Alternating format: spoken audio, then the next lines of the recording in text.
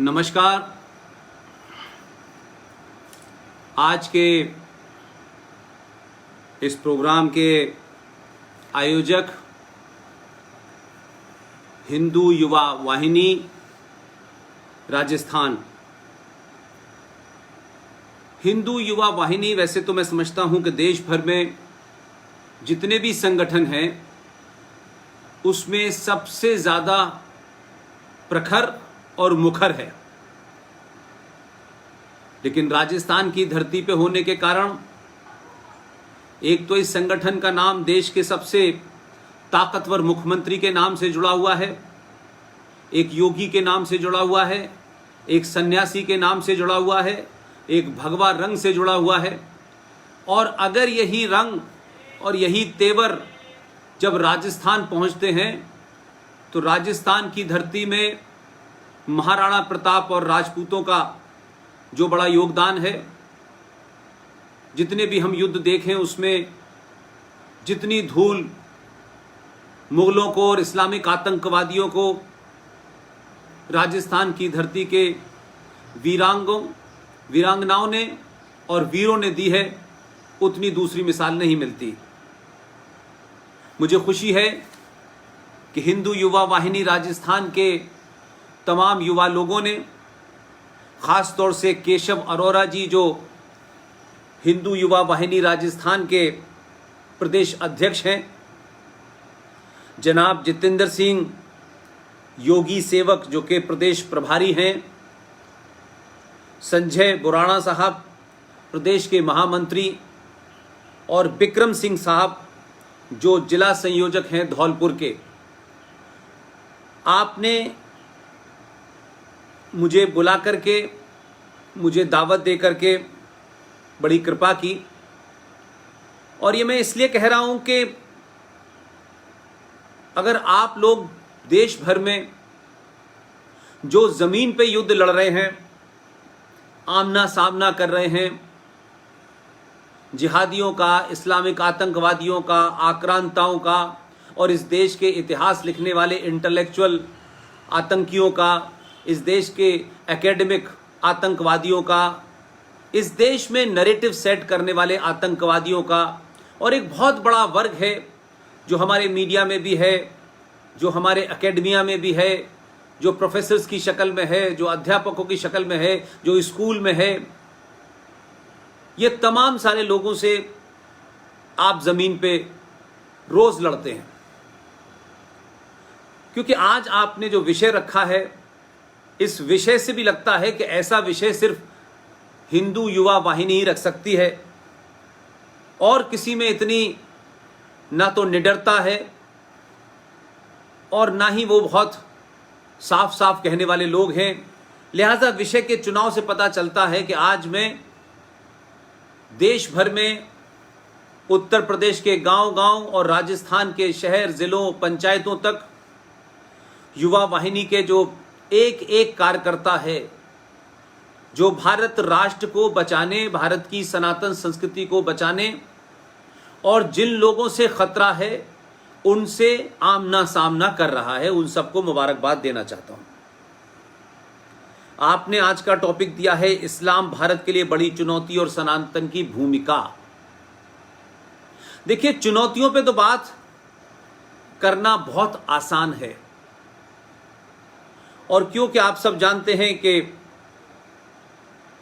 जो विषय आपने चुना वो विषय मेरा बड़ा प्रिय विषय है,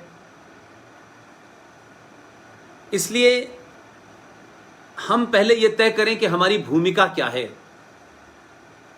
चाहे इस्लाम हो, चाहे ईसाइयत हो, चाहे आतंक हो, चाहे जिहाद हो, इन सब के सामने एक सनातनी को कैसे खड़ा होना है, सनातनी को कैसे तैयार होना है। और ये एक ऐसा युद्ध है जो पिछले कई सौ सालों से चल रहा है, और मैं ये मानता हूं कि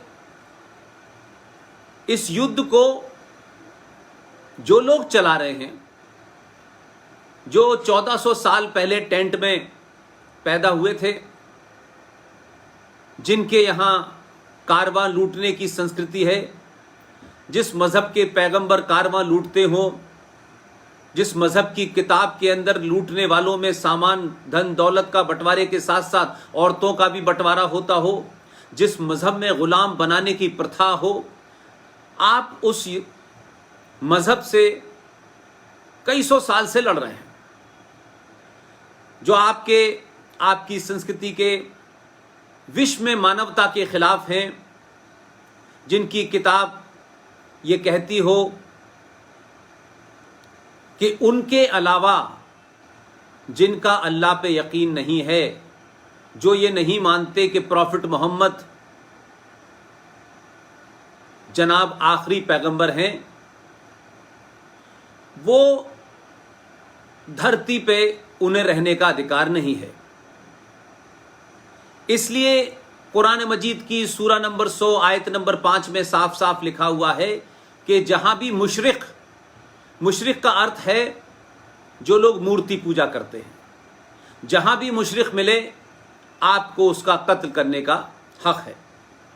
इससे अल्लाह खुश होगा, आपके प्रॉफिट खुद खुश होंगे, और आपको जो अल्लाह मियाँ ने एक ऊपर बार बनाया हुआ है और हूरों की शक्ल में वहां बार डांसर मौजूद हैं, ये जो झूठा एक फ्रॉड क्रिएट करा गया है, ये सिर्फ इसलिए करा गया है कि जब मुसलमान से ये आह्वान किया जाता है कि दीन को बचाना है, इस्लाम को बचाना है, किससे बचाना है? जो तुम्हारे अल्लाह और प्रॉफिट को न मानता हो। तो अगर तुम उनसे लड़ते लड़ते मारे गए तो तुम्हें ऊपर जन्नत मिलेगी। और जैसा कि मैंने कहा कि हर आदमी हूरों का मतलब नहीं समझता है, वहां हूरें मिलेंगी या नहीं, बहुत खूबसूरत औरतें मिलेंगी, वहां शराब की नदियां बह रही होंगी। अब वहां ना तो शराब की कंपनी चलाने वाला विजय माल्या मौजूद है, और वहां कौन सी खूबसूरतें औरत मिलेंगी ये भी मुझे पता नहीं है।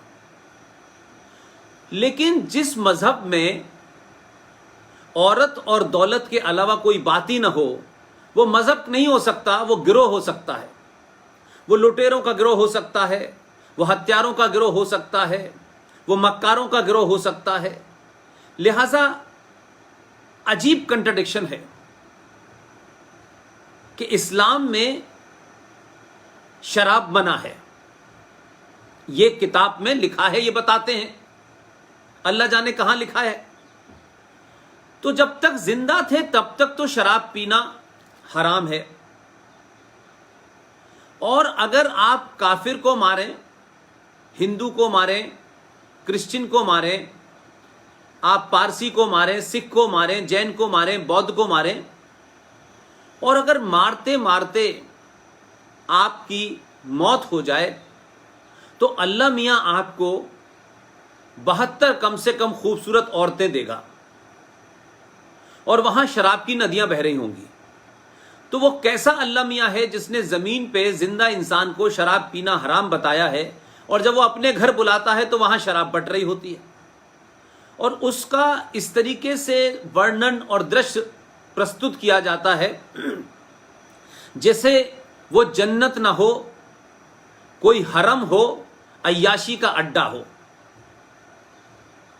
और अगर आप जमीन पे रहते रहते काफिरों को मारें, मुशरिकों को मारें, और आप जिंदा बच गए, तो यहां जमीन पे काफिरों की औरतें, उनकी लड़कियां, उनकी दौलत, वो सब आपकी, उनके मकान आपके, उनके महल आपके, उनका राष्ट्रपति भवन आपका, उनका उपराष्ट्रपति भवन आप जगह हो जाएगा। तो दोनों तरफ खातों में लड्डू है। यहां काफिरों को मारो, जैसे कश्मीर में मारा, 5 लाख हिंदू कश्मीरियों को भगा दिया, 2500 की हत्या कर दी, उनके मंदिरों पे कब्जा कर लिया, उनके बड़े बड़े सेब के जो बाग थे उन पे कब्जा कर लिया, उनके बड़े बड़े 10-10, 15-15 कमरों के मकान थे उस पे कब्जा कर लिया, उनका रुपया पैसा लूट लिया। तो आप दौलत और औरत के अलावा आपके जहन में कुछ चलता नहीं है, और इससे आगे आप सोच नहीं पाते।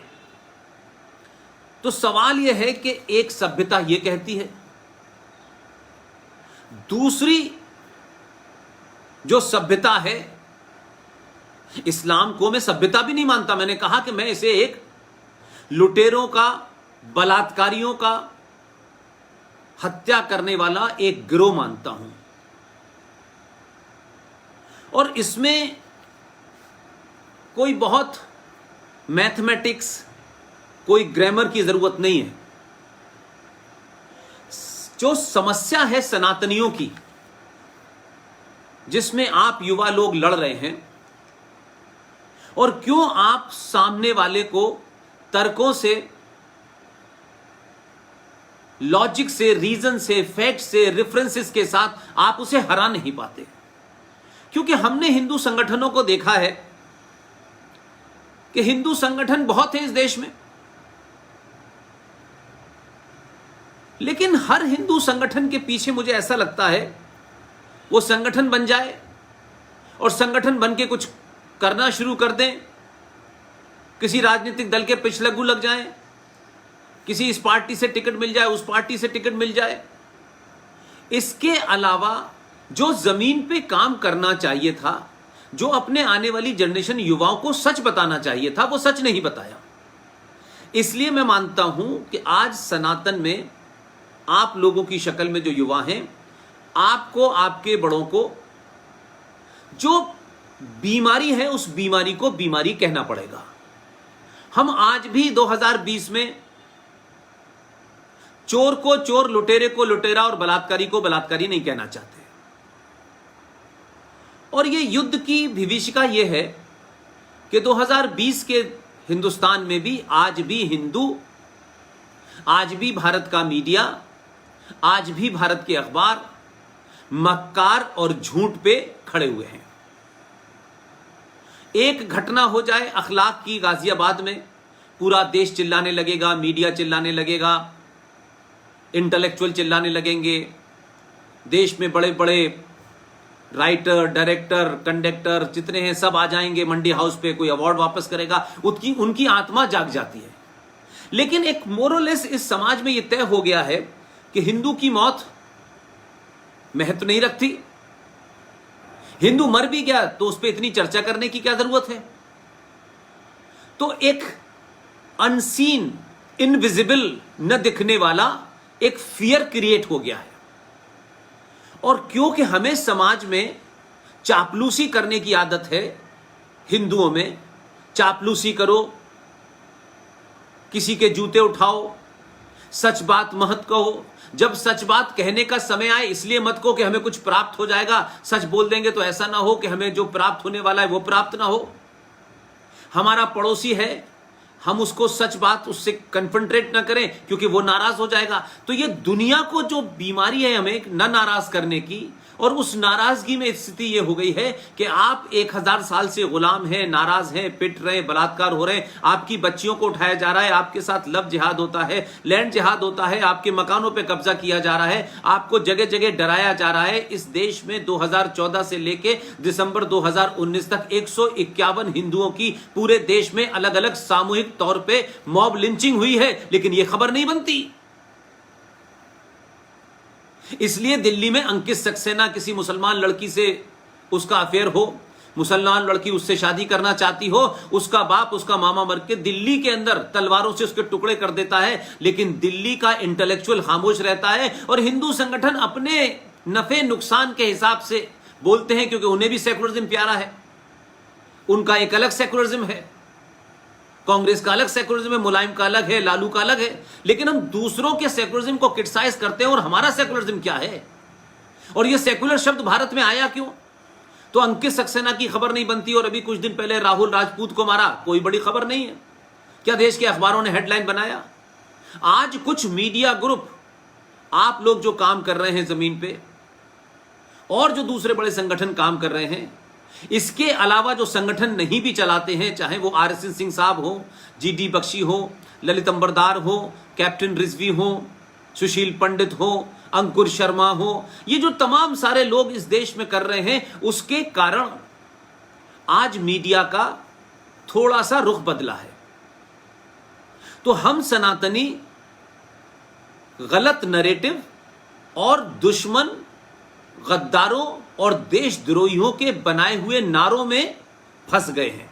हमारा अपनी तरफ से कोई नया नैरेटिव नहीं होता, हमारा नई तरफ अपना कोई नया जुमला नहीं होता, कोई नया नारा नहीं होता। हम दूसरों के नारों को आत्मसात कर लेते हैं बिना ये जाने कि ये हमारे लिए हैं या हमारे दुश्मनों के लिए हैं। तो दुश्मन आपके साथ एक मानसिक खेल भी खेलता है, माइंड गेम भी खेलता है। आप उसी तरह सोचने लगते हैं जिस तरह दुश्मन चाहता है। वो आपके चारों तरफ की परिस्थिति ऐसी करता है कि आपको उसके अलावा कुछ समझ नहीं आता है। एक दूसरा जो आपकी भूमिका होनी चाहिए वो ये है कि आप किसी के एक्शन पर रिएक्शन देते हैं। यानी किसी ने आपको कुछ कहा तो कई सालों तक तो आपने इग्नोर किया, टाला, अवॉइड किया, और जब वो आपको लगता है कि अब जवाब देना चाहिए तो आप जवाब देके भाग जाते हैं। दुनिया में नियम है, attack is the best defence. अगर आपको लगता है कि आप पे हमला हो सकता है तो इससे पहले वो हमला करे, आप उस पे हमला करें, यही आपकी रक्षा करेगा। लेकिन भारत जैसे देश, हजारों हजारों साल की परंपरा, सरोकारों, आदर्शों के देश को इस हिंदुस्तान के बौने नेताओं ने और अलग अलग छोटे छोटे संगठन जो चल रहे हैं, जिनके लिए संगठन देश से बड़ा है, देश से ऊपर है, कुछ लोग संगठन से भी ऊपर चले गए हैं। तो उस वजह से होता यह है कि आपको सही गाइडेंस नहीं मिल रही कि हमें करना क्या है। कोई कहेगा हथियार रखना चाहिए, कोई कहेगा बम। अरे भाई, हथियार बम तो आपको रखने की जरूरत ही नहीं है। आप तो जो ताकत आपके पास है पहले उसको तो पहचानो। आप अपनी ताकत ही नहीं पहचानना चाहते। आपको लगता है अरे हम तो जो दूसरा कर रहा है उसका एक्शन करेंगे, उस पर रिएक्शन देंगे, इसलिए वो आपके साथ एक्शन ऐसा करता है कि आप रिएक्शन भी वैसा ही देते हो जैसा वो चाहता है। जैसे बौद्धिक रूप पे इस देश में हिंदू को, हिंदू माता पिता ने, हिंदू समाज ने, हिंदू संगठनों ने सच बात बता ही नहीं। इसलिए मैंने कहा कि राजनीति एक अलग विषय है, राज एक अलग विषय है। जब तक इस देश का हिंदू समाज, सनातनी समाज राजनीति से अलग हटके राष्ट्र को बचाने और राष्ट्र की लड़ाई, जब तक वो ये नहीं समझेगा कि राष्ट्र की लड़ाई क्या है और राज्य की जिम्मेदारी क्या है, सब कुछ राज्य है या राष्ट्र है, अगर इसमें फर्क करना नहीं सीखेगा तो आपको लगेगा कि आपने सरकार बदल दी, बस एक काम हो गया। अब सरकार बदल दी तो अब सब कुछ सरकार की जिम्मेदारी है। आपको लगा कि ये देश में जो पुलिस में भ्रष्टाचार है, जो ब्यूरोक्रेसी में भ्रष्टाचार है, जो समाज में भ्रष्टाचार है, जो आपके अपने समाज में दुश्मनों के दलाल हैं, गद्दार हैं, जो उनसे ज्यादा आपके अपने बीच में रहते हुए आपको गलत नारे और गलत स्लोगन और गलत रास्ते की तरफ ले जा रहे हैं, आप ये समझ रहे हैं कि नहीं सब अच्छे हैं और क्योंकि सरकार बदल गई है तो यार पूरा देश बदल गया है, अब तो रात के 12 बजे भी आप सड़कों पे घूम सकते हैं। लेकिन बार बार सत्ताओं के प्रयोग के बाद आपने एक प्रयोग किया और उस प्रयोग में कुछ आपको बड़ी सफलता मिली, लेकिन वो एक छोटा सा अंग है।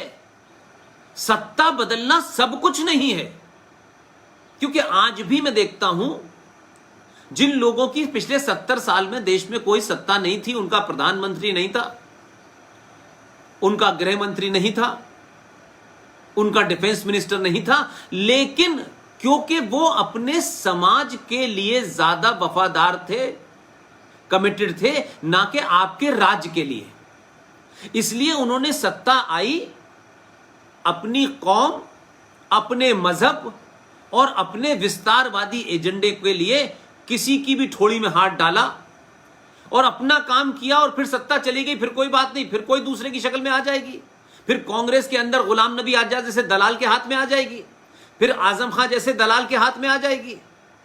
तो ये जो इंडिविजुअल खेल है, आप क्या करते हैं, आप सत्ता जब बदलते हैं तो सत्ताओं के पीछे लगे रहते हैं। अब ये कानून बना दो, अब पॉपुलेशन कंट्रोल आ जाएगा, अब सती प्रथा पे आ गया है, अब बलात्कार पे आ गया है, अब इस पे। तो आप जब कानून की तरफ चले जाते हैं और सारी समस्याएं कानून से सॉल्व कराना चाहते हैं, तो आपकी लड़ाई हताशा में इसलिए बदलती है कि जो सत्ता में लोग हैं उनके क्या क्या कमिटमेंट हैं, क्या क्या कंपल्शंस हैं, क्या क्या उनके ऊपर प्रेशर्स हैं, अंतर्राष्ट्रीय प्रेशर हैं, बाहर के प्रेशर हैं, अंदर के प्रेशर हैं। तो समाज अगर 100 करोड़ समाज में से 50 करोड़ समाज अगर ये रिस्पॉन्ड करे और सत्ता पे बैठने वालों को ये लग जाए कि हम इनके एजेंडे को अगर पूरा नहीं करेंगे तो हम सत्ता से बेदखल हो सकते हैं। तो उन्हें अगर ये दूसरी तरफ एक दूसरा उसका पक्ष ये भी है कि अगर उन्हें ये भरोसा हो जाए कि वोट मांगने के लिए, चुनाव जीतने के लिए जो जगलरी करनी पड़ती है, जो नारे देने पड़ते हैं, जो किसी को खुश करने के लिए बोलने पड़ते हैं, वो शायद न बोले, क्योंकि उन्हें यह भरोसा है कि इस देश का 50 करोड़ लोग उसके साथ खड़ा हुआ है। हो सकता है कि इस दौर में कुछ उनसे काम हुए हो, कुछ ना भी हुए हो, क्योंकि राज सत्ता पे बैठने के बाद हर बात का सार्वजनिक खुलासा नहीं किया जा सकता है। लेकिन जिनकी सत्ता ही नहीं थी, आप देखिए वो गिनती में 25%, 25 करोड़ 30 करोड़ हैं, 18 या 19 या 20% है, लेकिन उनकी सत्ता नहीं थी। लेकिन उनकी सत्ता में जब जब जो आया उसने अपने समाज और उस गजवाए हिंद दारुल हरब से दारुल इस्लाम बनाने का जो एजेंडा है उसमें उन्होंने चौतरफा काम किया। उसमें लूट भी की, मर्डर भी किया, करप्शन भी किया, दंगा भी किया और सत्ता पे बैठ करके भी अपनी कौम और अपने मजहब को फायदा पहुंचाया। हमारे यहां एक बार सत्ता पे कोई चला जाता है तो उसको दोबारा आने का शौक होता है, और उनके यहां इंडिविजुअल खेल है। वो आपस में किसी से कुछ भी लड़ते रहे, चाहे वो सीपीएम का सलीम नाम का मक्कार हो बंगाल का, अब वो बंगाली है, लेफ्ट, उसका रिश्ता गोल टोपी वाले हैदराबाद के उस दंगाई के साथ भी है, आजम खां के साथ भी है, और अजमल जो आसाम में है उसके, वो आपस में कनेक्टेड है एक दूसरे से, और एक दूसरे की को बुरा भला कहते हैं क्योंकि उन्हें एक दूसरे के खिलाफ दिखना है, लेकिन सब अपना एजेंडा पूरा कर रहे हैं। इसलिए भारत का पहला गृह मंत्री 2 दिसंबर 1989 को जब बना तो उसने सबसे पहले क्या एजेंडा किया, उसने 2 दिसंबर को बना और वो ये जानता था कि वीपी सिंह की सरकार कमजोर सरकार है, और उस वक्त उसमें बीजेपी भी शामिल थी, समर्थन दे रही थी, और देश का पहला गृह मंत्री बना जम्मू कश्मीर से एक दंगाई, आतंकी, हार्डकोर, सांप्रदायिक एंटी हिंदू मुफ्ती मोहम्मद सईद। उसने इस चक्कर में नहीं पड़ा कि सरकार 500 साल चलेगी और ये होगा और ये कुर्सी मेरे पास का, उसके पास चंद दिनों के लिए वो कुर्सी आई। 2 दिसंबर को शपथ ली, 8 दिसंबर को उसने अपनी बेटी को का अपहरण करा दिया कि देखिए साहब अपहरण हो गया, और वो कितना वफादार था अपने उस कौम के लिए, वो किस उस मजहब के लिए, अपने एजेंडे के लिए जो वो चल रहा था, उसने उसका अपहरण कराने का ड्रामा किया और 4 बड़े अंतर्राष्ट्रीय आतंकवादियों को छुड़वा दिया। उसका एजेंडा बेटी नहीं थी, उसका एजेंडा था उन आतंकवादियों को छुड़वाना। तो अगर गृह मंत्री की बेटी गायब हो गई है, जो कि आपस में सहमति के साथ गायब हो गई थी, वापस आ गई, गुलाम नबी के घर में कोई गायब हो गया, 27 को छोड़, तो अपने लोगों को छुड़वाने के लिए उन्होंने अपनी बेटियों का और अपने परिवार के लोगों का एक झूठे अपहरण की कहानी गढ़ी। उनका कमिटमेंट देखिए, वो सब वापस आ गए। और 2 दिसंबर को शपथ लेता है, 2 दिसंबर 1989, और 2 दिसंबर से गिनिए 19 जनवरी, तो 2 दिसंबर से दिसंबर का 1 महीना 28 से 30 दिन और 19 दिन और जोड़ दें तो कुल मिलाकर के 40, 45, 48 दिन होते हैं। 48 दिन के अंदर ही उसको मालूम था यही मौका है। दुनिया कुछ भी कहती रहेगी, उनको पॉलिटिकली करेक्ट नहीं होना है, उनको अपना बड़ा बड़ा यहां सम्मान नहीं लगवाना है कि देखिए साहब ये बड़े हिंदू लीडर थे, बड़े सेकुलर थे, इनके यहां मुसलमान भी आते थे, इनके यहां ये भी आते थे। ये जो झूठी मक्कारी इस देश में चल रही है, ये हिंदू लीडरों को, हिंदू संगठनों के अंदर ये बीमारी घुस गई है, उनको नहीं थी। उसने 19 जनवरी 1990 को दुनिया का सबसे बड़ा जिनोसाइड, दुनिया का सबसे बड़ा जघन्य कत्लेआम कश्मीर में कराया। 5 लाख कश्मीरी हिंदू पंडित, जो कश्मीरी ओरिजिनल कश्यप ऋषि के वंशज थे, उनके अरबपति खरबपति लोग थे, उनके पड़ोसी मुसलमान कश्मीरी ने उनको लूटा, बलात्कार किया, मर्डर किया, रेप किया। 2,500 लोगों की मौतें हो गई। 5 लाख के आसपास कश्मीरी पंडित कश्मीर से भगा दिए। अब वो बाहर आ गए, अब वो बाहर आ गए तो अब क्या कहा जाता है कि नहीं नहीं, कश्मीरी पंडित तो हमारे भाई हैं। पहले मार के भगा दिया, उनकी नस्लों को इतना मारा, इतना रेप किया, औरतों का आरे पे नंगा करके काट दिया कि अब वो कभी आ ना सकें। और फिर दूसरा मुखौटा लगाया कि देखिए नहीं, हम तो कश्मीरियत की बात करते हैं, हम तो चाहते हैं वो आ जाए। तो उसने अपना एजेंडा दिया और आप जानते हैं कि कुछ समय के बाद वीपी सिंह की सरकार गिर गई, लेकिन वो अपना एजेंडा पूरा कर गया, एक राज्य को और खालिज कर। जिस राज्य में मुसलमान मेजोरिटी में थे उसमें और मेजोरिटी कर दी, और उस जगह जहां भारत राष्ट्र की प्रभुसत्ता की नुमाइंदगी करते थे, जहां उनकी निशानदेही थी, रिप्रेजेंटेटिव थे, उन लोगों को वहां से निकाल दिया। यानी भारत राष्ट्र की पहचान के रूप में कश्मीरी पंडित देश के पहले मुसलमान मेजोरिटी स्टेट से निकाल के बाहर कर दिया। एक मुलायम सिंह के साथ आया, वो मुलायम सिंह के उसने जूते भी उठाए, मुलायम सिंह का हाथ भी पकड़ा, वो लगा रहा। उसका एजेंडा नहीं था कि मुझे इसको नौकरी देनी है, उसको नौकरी देनी है, 5,000 रुपए कमाने, ये नहीं था। ये हमारे लोगों का एजेंडा होता है। हमने कश्मीर में भी देखा है और जगह देखा है। मुंह बंद करके बैठे रहे, कश्मीर में 50 जघन्य अपराध होते रहे, कोई नहीं बोला। उस आजम खान ने जाते जाते रामपुर में एक विश्वविद्यालय का निर्माण किया, और उस विश्वविद्यालय से आगे आने वाले समय में हजारों आजम खां, हजारों दुजाना मूसा, हजारों अफजल गुरु पैदा हो, उसका इंतजाम कर गया। हमारे यहां बनाया किसी नेता ने? बीनारें बन गई होंगी, बिल्डिंगें बन गई होंगी, 5 स्टार होटल के मालिक हो गए होंगे। इसके अलावा कोई कमिटमेंट उनका नहीं है, कोई कमिटमेंट नहीं है। ना अपने लोगों को मजबूत किया कि जो लोग राष्ट्र की लड़ाई लड़ रहे हैं, अंकुर आर्या जैसे हमारे यंग दोस्त हैं, देवबंद के पास पैदा हुए थे, ये सब लड़ाई अपनी लड़ रहे हैं, लेकिन उन्हें कोई मतलब नहीं है हमारा घर भर जाए, हमारी कोठी हो जाए, 4 बड़ी कारें आ जाएं, हम शहर में अपने लोगों के ऊपर अपना रौब घुमाएं, बस। इससे ज्यादा नहीं सोचा। मैं इसलिए बता रहा हूं कि आप उनकी अप्रोच और अपनी अप्रोच में अगर आप देखें तो पहले यह तय कर लें कि हमारी जो अप्रोच है, जिस अंदाज में हम जी रहे हैं, जिस अंदाज में हम चल रहे हैं, क्या उस अंदाज में एक ऑर्गेनाइज्ड मजहबी किताब के तहत, इस किताब में जो जो लिखा है वो सही लिखा है, और जो मुसलमान कर रहे हैं वो सच्चे मुसलमान हैं, क्योंकि कुरान में जो लिखा है वही कर रहे हैं। और वो हर मुसलमान झूठा है, मक्कार है, फरेबी है, मुनाफिक है, जो ये कहता है नहीं नहीं नहीं, ये कुरान में नहीं लिखा, कुरान में कुछ और लिखा है, झूठ बोलता है, क्योंकि उसको आपके बीच में झूठ फैलाना है कि आप जो 1000 साल से सो रहे थे दोबारा से सो जाए। और जब आप सो जाते हैं तो मालदा होता है, मुरादाबाद होता है, संबल होता है, मेरठ होता है, आजमगढ़ होता है, कैराना होता है, केरला होता है, कर्नाटक होता है।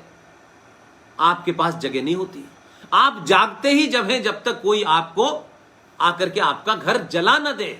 आप कोशिश करते हैं कि घर जला हुआ, चलो कोई बात नहीं, आपको ये बीमारी है, और आपके संगठनों, नेताओं ने और आपके बड़ों ने आपको यही सिखाया है। बच्चा बड़ा हो गया, आपको क्या बनना है? हमको साहब सीओ बनना है। आप सीओ बनना है, वो सीओ नहीं बनना चाहते। ये देश, ये धरती, ये दुनिया में मानवता जिंदा रहेगी तब आपके सीओ बनने का कोई मतलब है? सीओ बन के आप आसमान में रहेंगे क्या? और सीओ बनने के बाद अगर आपका धर्म ही नहीं रहा, आपकी पहचान ही रही, आप अपने बाप दादाओं को नहीं भूल गए, तो फिर आपके सीओ बन के करेंगे क्या? उससे क्या फर्क पड़ जाएगा आप सीओ बन गए? ये शोहरत और दौलत जब तक तो है जब ये देश, ये समाज एक आदर्श स्थिति में है। अगर 1947 से लेकर के और पिछले 70 साल का इतिहास देखें तो उसमें यह देश दोबारा से 1946 के मुहाने पे आ गया है। और लोग खुल के कहते हैं कि राम मंदिर कोर्ट से तुमने फैसला करा लिया है, क्योंकि कोर्ट भी हिंदू थी। कल सवेरा होगा, हमारा भी दिन आएगा, हमारी भी गिनती जिस वक्त ज्यादा होगी, हम इसको मंदिर तोड़ के दोबारा से मस्जिद बना लेंगे। है हिम्मत इस देश में किसी हिंदू के अंदर जो ये कह सके कि मुगलों ने आज इस देश के अंदर, चाहे अयोध्या हो, चाहे काशी हो, चाहे मथुरा हो, और उसके अलावा 30,000 मंदिरों को तोड़ा है, हम उनको लेंगे, अपनी ताकत पे लेंगे? किसी में हिम्मत है कहने की? हिंदू कहते हैं नहीं नहीं, हम कानून से लेंगे। तो लीजिए कानून से। 150 साल के बाद आपको एक कानून से मिला है, मंदिर मिल गया है, लेकिन जो चलते फिरते हिंदू मंदिर हैं उनमें शक्ति नहीं है लड़ने की, क्योंकि उनको अंदर से कुंठाग्रस्त बनाया गया है। उनको यह समझा दिया कि लड़ना तुम्हें नहीं है। एक बापू थे जो आपको यह समझा गए कि नहीं, अगर वो तुम्हारी हत्या करें तो हमें प्यार से अपनी हत्या करा लेनी चाहिए। और आज भी ऐसे मूर्ख हैं जो मंदिरों में और आश्रमों में बुलाते हैं मुसलमानों को कि देखिए हम तो नमाज पढ़ाने के लिए तैयार हैं, लेकिन वो काबा जाने की इजाजत नहीं है उनको। आप तो उन्हें काशी के मंदिर में भी घुसेड़ लेंगे। जो नापाक लोग हैं, जिनकी किताब आपकी मूर्ति को नहीं मानती, आपको इंसान नहीं मानती, आपका कत्ल करना चाहती है वो, तो आपका जब तक कत्ल नहीं होता तब तक भाईचारे की बात करते हैं वो। जब वो देख लेते हैं कि अब हमारी ताकत बढ़ गई है, तो जो कैराना में हुआ, जो मालदा में हुआ, जो मेरठ में हुआ, जो संभल में हुआ, जो मुरादाबाद में हुआ, वो कर दिया उन्होंने। और अभी चंद दिनों पहले बंगलौर के अंदर क्या किया? 350 गाड़ियां जला दी, आग लगा दी, आपका हिंदुओं का लाखों करोड़ों का नुकसान कर दिया, सरकार का कर दिया। उनकी जेब से क्या जा रहा है? वो टैक्स तो भरते नहीं है। अब कोच चलेगा, चलता रहेगा इस देश में। सबको मालूम है क्रिमिनल जस्टिस में किसी को आज तक सजा तो हुई नहीं। ललित नारायण मिश्रा नाम के एक विद्वान थे बिहार में, उनका कत्ल किसने करवाया पूरा देश जानता है। आज तक मुकदमा चल रहा है, 40-50 साल हो गए इस बात को, मुकदमा चल रहा है। मारने वाले भी चले गए, उनका परिवार भी समाप्त हो गया, लेकिन मुकदमा चल रहा है। तो वे जानते हैं कि इस देश की भ्रष्टाचार सिस्टम में किसी को भी पैसा दे दो, थाने को 25,000 रुपए पकड़ा दो और कह दो, क्या कहते हैं कि नेशनल हाईवे के ऊपर हम कुछ बना रहे हैं, 1 हफ्ते तक इधर आना मत। उसने पैसे जेब में रखे, वो 1 हफ्ते तक उधर नहीं गया। उस देर पे आपने देखा नेशनल हाईवे के ऊपर आधी सड़क पे और आधे फुटपाथ के ऊपर एक मजार बन गई। जाने कौन पैदा हुआ था जो वहां मर गया। उनका एजेंडा है जमीन घेरना। अब मजार बन गई, अब मजार हटेगी तो इस देश में सेकुलरिज्म मर जाएगा। और उस मजार को हटाने के लिए, 370 हटाने के लिए एक हिंदूवादी सरकार 70 साल में आ पाएगी, फिर वो सरकार करेगी। तो आपके तो कई करोड़ों साल लगेंगे तब जाकर के आप कुछ कर पाएंगे। तब तक आपकी गिनती कम हो जाएगी। अब आपको गिनती का संकट है। आप 2 हैं, उन्हें नहीं पाल पा रहे, वो 16 हैं, उन्हें पाल पा रहे हैं। करते वो कुछ नहीं है और आप दुनिया के सारे काम करते हैं। तो ये जो इस्लाम है, जो एक बड़ी चुनौती है, और आपके लिए नहीं है, पूरी दुनिया के लिए है। ये कोई ऐसा नहीं है कि कहते कि ये कोई चुनौती आप ही के लिए है। ये आपको इसलिए लग रही है कि आपने पहली बार सोचा कि ये है। नहीं तो आपके यहां क्या था कि अब तो मुसलमानों के बगैर भारत कैसे चलेगा। अब तो ये चर्चा होगी, ये भाईचारा, ये गंगा जमुना तहजीब। तो इस देश के सनातनी हिंदू ने सही मायनों में, मैं कहता हूं, आज के युवा को मैं गलत नहीं मानता, क्योंकि आज के युवा को जगाने और बताने के लिए बहुत सारे लोग बिना किसी संगठनों की बाधाओं और बंधनों के चलते, बिना किसी दूसरे कारणों से, जो कारण जिन्हें आपको सच बोलने से रोकते हैं, उनके दूर होने की वजह से आज जीडी बख्शी बोलते हैं, लाखों बच्चे सुनते हैं। RS सिंह बोलते हैं, लाखों करोड़ों बच्चे लोग सुन रहे हैं। सुशील पंडित बोल रहे हैं। ये बताएं किस पार्टी के हैं? ये किसी पार्टी के नहीं है, किसी संगठन के नहीं है। इसलिए हमारे देश में सच बताया नहीं जा रहा। अकबर महान था, शिवाजी पहाड़ी चूहा बताया जाता है। ये गंगा जमुना तहजीब, ये कहां से शब्द आए? और एक और हम झूठ बोलते हैं और हमें ये कोई रोक के बताता नहीं भाई हम क्या कह रहे हैं, हम कह क्या रहे हैं भाई, इसका मतलब तो समझो। वो एक बड़ा खूबसूरत सा शायर था, अभी हाल में वो मर गया है। मैं ऐसे अल्फाज बोलता नहीं हूं, लेकिन कुछ लोगों के लिए मैं इससे ज्यादा आदर के शब्द नहीं बोल सकता। इंदौर का रहने वाला था, मैंने बड़े बड़े बेवकूफ हिंदुओं को देखा उसकी शायरी पे ताली बजाते हुए। वो आप ही को गाली दे रहा है, आप ताली बजा रहे हैं। क्योंकि हमें एक अच्छे नागरिक के तौर पे, एक सनातनी हिंदू के तौर पे भी हमें कोई अकल ही नहीं है। हम भेड़ चाल की तरह काम करते हैं और छोटे छोटे नैरेटिव में आपको लोग फंसा देते हैं और आपकी सारी एनर्जी उसी में चली जाती है। वो जो शायरी करता था आप उस पर ताली बजाते थे। और आज क्या है, एक बहुत नारा चला इस देश में, मजहब नहीं सिखाता आपस में बैर रखना, हिंदी है हम वतन हिंदुस्तान हमारा। क्या बात है, क्या बात है, वाह वाह वाह वाह। जिसने कहा वो कितना बड़ा मक्कार था और जिन्होंने उसको मारा उसको जूतों से पीटना चाहिए। ये ऐसे बुजुर्ग थे हमारे और चलाया हमने। इसलिए मैंने कहा राजनीति में जो लोग होते हैं, जो राज सत्ता चलाते हैं, उनका मामला अलग है। मैं मानता हूं कि डेमोक्रेसी में उन्हें वो बातें कहनी पड़ती हैं जो वो शायद यकीन नहीं करते, क्योंकि राजनीति में एपीजे अब्दुल कलाम का भी वोट आपको चाहिए, पंचर जोड़ने वाले का भी चाहिए, सब्जी बेचने वाले का भी चाहिए, फल मंडी चलाने वाले का भी चाहिए, नाई का भी वोट चाहिए। तो सबके वोट डाल चाहिए, तो फिर सबको धीरे धीरे खुश करना। लेकिन मैं कहता हूं कि राजनीति के नियम अलग हैं, इसलिए मैं राज सत्ता को अलग रखता हूं। मेरी चिंता इस बात पे ज्यादा है कि राष्ट्र को बचाने के लिए समाज को जागृत होना पड़ता है, और वो समाज जब जागृत होता है तब वो अपने धर्म को बचाता है, अपनी संस्कृति को बचाता है, अपने आस्थाओं केंद्रों को बचाता है, अपने गुरुकुलों को बचाता है, अपनी पहचान को बचाता है, अपनी वेशभूषा को बचाता है, अपने सरोकारों और आस्थाओं को बचाता है। अब आपको यह पता ही नहीं है कि धर्म क्या है, मजहब क्या है, तो आपको अपने सरोकारों का पता नहीं है। इसलिए आप जब किसी का विरोध भी करते हैं, काउंटर प्रोडक्टिव करते हैं, तो आपको पता नहीं होता। जैसे अभी 2 दिन से बहस चल रही है, क्योंकि एक तो ना पढ़ने की बीमारी हमारे यहां है, और यह भी मैं मानता हूं कि टेलीविजन में डिबेट कराने वाले भी बेचारे जो हैं, उनके पास भी लिमिटेड इंफॉर्मेशन होती है। अभी कल परसों मैंने देखा आसाम के अंदर ये जो जिहाद फैक्ट्रियां हैं, जब पाकिस्तान आजाद हुआ था तो कोई 4000 वहां जिहादी मदरसे थे, अब वो बढ़कर के 4 लाख हो गए।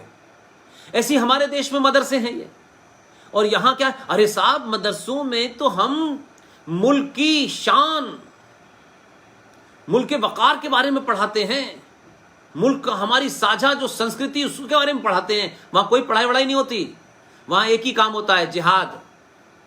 तुम्हारा आखिरी मकसद क्या है, गज़वाए हिंद। तुम्हारा गोल क्या है, निजाम मुस्तफा। अब आपको बेवकूफी के नारों में फंसा करके कि हम चाहते हैं आजादी, हम चाहते हैं कश्मीर में आजादी, तो आजादी की लड़ाई तो कश्मीर में नहीं लड़ी जा रही थी। अब पता चल गया वहां तो मजहबी लड़ाई चल रही थी। इसलिए उन मजहबी उन्मादों ने कैसे आपके संविधान में और हिंदुस्तान के बौने नेताओं को मूर्ख बना करके कैसे धाराएं जोड़ दी। लिहाजा मैं बार बार एक बात कहता हूं कि आप सच को सच तो समझें पहले भाई। आप जब मैदान में उतरते हैं, हॉकी का खेल हो, फुटबॉल का खेल हो, क्रिकेट का खेल हो, तो आप जब आप बैटिंग करने जाते हैं तो आप ये देखते हैं कि ये जो बॉलर है ये 100 किलोमीटर की स्पीड से जब बॉल फेंकेगा तो मेरे पास प्रॉपर गार्ड है, प्रॉपर मेरे लेग गार्ड्स हैं, प्रॉपर मेरे ग्लव्स हैं, प्रॉपर मैंने हेलमेट, ये करके जाते हैं कि नहीं जाते। हॉकी खेलते जाते हैं तो आपका शिन पैड लगा होता है, आपको पता होता है कि दुश्मन कहां कहां कमजोर जगह अटैक कर सकता है, तो आप पूरे गार्ड होकर उतरते हैं। लेकिन सनातनी हिंदू और हिंदुत्व की लड़ाई लड़ने वाले लोग अपने लोगों को जो पूरी ताकत जो उनके साथ खड़ी है उसको वो बताते ही नहीं है कि तुम्हारे यहां मैदान में उतरने से पहले चैलेंज क्या क्या है। इसलिए वो प्रधानमंत्री के कहने से राजस्थान में एक युवक थाली बजा रहा था, 2 जिहादी मुसलमानों का नागवार गुजरा, उसको उन्होंने, आप यकीन मानिए, कुल्हाड़ी से उस वक्त तक मारते रहे जब तक वो मर नहीं गया। यह खबर नहीं बनी। उसकी गलती यह थी कि वो थाली क्यों बजा रहा है, वो मोदी की बात क्यों सुन रहा है। और थाली बजाना हिंदुत्व का एजेंडा है और इस्लाम के एजेंडे में तो थाली नहीं बजाई जाती, वहां तो कुछ और बजाया जाता है। तो हम इन खतरों का सामना जब भी कर सकते हैं जब हम उसको समझें वो है क्या और हमारा अप्रोच क्या है। क्या हम सही जानकारी के साथ मैदान में उतर रहे हैं, क्या हमें पता है। क्योंकि हम तो इसमें खुशी, इस बात में खुश रहते हैं ना कि किसी ने कहा अरे नहीं हम सब भाई भाई, अरे बस आप भाई भाई हो गए तो संभल में भाई भाई नहीं बचा, तो भाईचारे में चारा खत्म हो गया, भाई है वहां पर। तो इस देश में 500 कश्मीर बन चुके हैं और अब आप लड़ना चाहते हैं। तो सारी लड़ाई आप सरकार से चाहते हैं कि अमित शाह जो है ये भी कानून बना दे, मोदी ये भी कानून कर दे। आप क्या करेंगे? उनकी तो सरकार नहीं है, वो तो सरकार से नहीं कहते कानून बना दे। वो एक बार निकलते हैं सड़क पे सरकार डर जाती है। और आप देख रहे हैं कश्मीर में सारे चोर इकट्ठे हो गए हैं। वैसे आपस में वो आपस में तो लड़ते रहते हैं, लेकिन जब आपका एजेंडा आता है तो सब आपको ब्लैकमेल करते हैं। 70 साल से वो मक्कार जिसका बाप गद्दारी के जुर्म में जिसे नेहरू ने जेल भेजा था, शेख अब्दुल्ला, गद्दार का बेटा चीफ मिनिस्टर बन जाता है, उस गद्दार का बेटा भी चीफ मिनिस्टर बन जाता है। और देश का पहला गृह मंत्री मुसलमान जिसने हजारों हिंदुओं का कत्ल करवाया, उसकी बेटी मुख्यमंत्री बन जाती है। तो हमें सत्ता चाहिए, पैसा चाहिए, रुपया चाहिए और हमें कुछ नहीं चाहिए। हमारी चोटी काट दो, हमारे मंदिरों को ध्वस्त कर दो, हमारी बहन बेटी के साथ छेड़छाड़ कर दो, हमारे बेटे को सड़क पे मार दो, हमें क्या फर्क पड़ता है। चलो कोई बात नहीं, चलो ठीक है ठीक है। हम तो वो लालची लोग हैं जो जीना भी मर मर के चाहते हैं। ये इसीलिए दिल्ली में 18 साल के लड़के राहुल राजपूत की हत्या हो गई। मैं कह रहा हूं हत्या का बदला आप नहीं लेना चाहते, लेकिन इस हत्या का चर्चा इतना होना चाहिए था कि दोबारा कोई आपको जब मारता तो वो डरता कि पूरी दुनिया में 100 करोड़ हिंदू यहां रहते हैं, अमेरिका में रहते हैं, चारों तरफ से दबाव बनेगा। तो नहीं आप करते, क्योंकि आप भी निजी एजेंडों में हल्के हुए हैं। हम जब सनातन की बात करते हैं तो हम उसमें दलित भी, ब्राह्मण भी, ठाकुर भी, सब हमारे लिए एक लाइन में खड़ा हुआ है। हमारे लिए कोई प्रॉब्लम नहीं है, क्योंकि अगर लड़ाई लड़नी है तो अपने अंदर की गंदगी को भी साफ करना होगा। आप अपने अंदर की गंदगी, जातिवाद को सबसे, ये मैं ऊपर हूं ये नीचे है, आप ये करते रहिए और हिंदुत्व का ड्रामा करते रहिए। कोई सरकारें देश बचाती हैं, राष्ट्र नहीं बचाती। जब इतने कायर, इतने डरपोक और लालची लोग होंगे तो सरकारें भी सोचती हैं भाई हमको चुनाव जीतना है, सरकार में तब रहेंगे तब कुछ कर पाएंगे ना, तो पहले हम क्या करें। तो जो सबसे ज्यादा चिल्लाता है सरकार उसकी सुनती है। घर में भी जो बच्चा सबसे ज्यादा शैतान होता है मां उसकी पहले सुनती है। तो आप रोना भी नहीं चाहते, चिल्लाना भी नहीं चाहते, आप कुछ नहीं। आपके पास इतने गैर जरूरी इश्यूज हैं कि आप एडमिनिस्ट्रेटिव फैसलों पे बहुत चिल्लाते हैं, लेकिन कोई ऐसा फैसला जो हजारों साल तक एक दूरगामी फैसला होगा, जिससे हजारों साल आने वाली नस्लों पे फर्क पड़ेगा, आप उन इश्यूज को मुद्दा नहीं बनाते। आपका ये मुद्दा ही नहीं होता। आप उनके मुद्दों में फंस जाते हैं। और वो क्या करते हैं, वो न सत्ता में है न व्यवस्था में है, लेकिन उन्होंने अपनी सामूहिक ताकत, जो ताकत आपके पास 100 करोड़ की है, 90 करोड़ की है, 95 करोड़ की है, 98 करोड़ की, जो भी है, आपने उस ताकत का अपनी जगह बैठे बैठे, बिना घर से निकले भी आपने अपनी उस सामूहिक ताकत को पहचाना ही नहीं, क्योंकि आपके लोगों ने आपको पहचानने नहीं दिया। उन्होंने कहा इनको मूर्ख बना के रखो, इन्हें कोई सच बात मत बताओ, हम खुद कुछ गंदगी में इन्वॉल्व है वो भी मत बताओ, हमें महान दिखें बस जीवन में। अरे साहब क्या कमिटमेंट है साहब, सब कुछ छोड़ दिया है जीवन में हमने। भाई उसका फायदा क्या हुआ? केरल के अंदर कितने संघ के कार्यकर्ता मार दिए गए, आए दिन ये घटनाएं सुनते हैं। पुलिस अपना काम करती है, तो पुलिस तो वैसे ही काम कर रही है जो पिछले 100 साल से कर रही है। तो उत्तर प्रदेश की पुलिस कल मुलायम सिंह के लिए खड़ी हुई थी, आज मुख्यमंत्री बदल गया, उनका चरित्र तो नहीं बदला। तो ब्यूरोक्रेसी का चरित्र नहीं बदला। मुझे मालूम है कि उत्तर प्रदेश में जो ब्यूरोक्रेसी में लोग हैं वो एक्स्ट्रा ऑर्डिनरी, एक्सट्रीम सेकुलर बनने की कोशिश में लगे हुए हैं। कभी आपने सुना कि देश में कोई मुद्दा उठ रहा हो, जैसे सुरेश चौहान के ने एक मुद्दा उठाया यूपीएससी जिहाद का।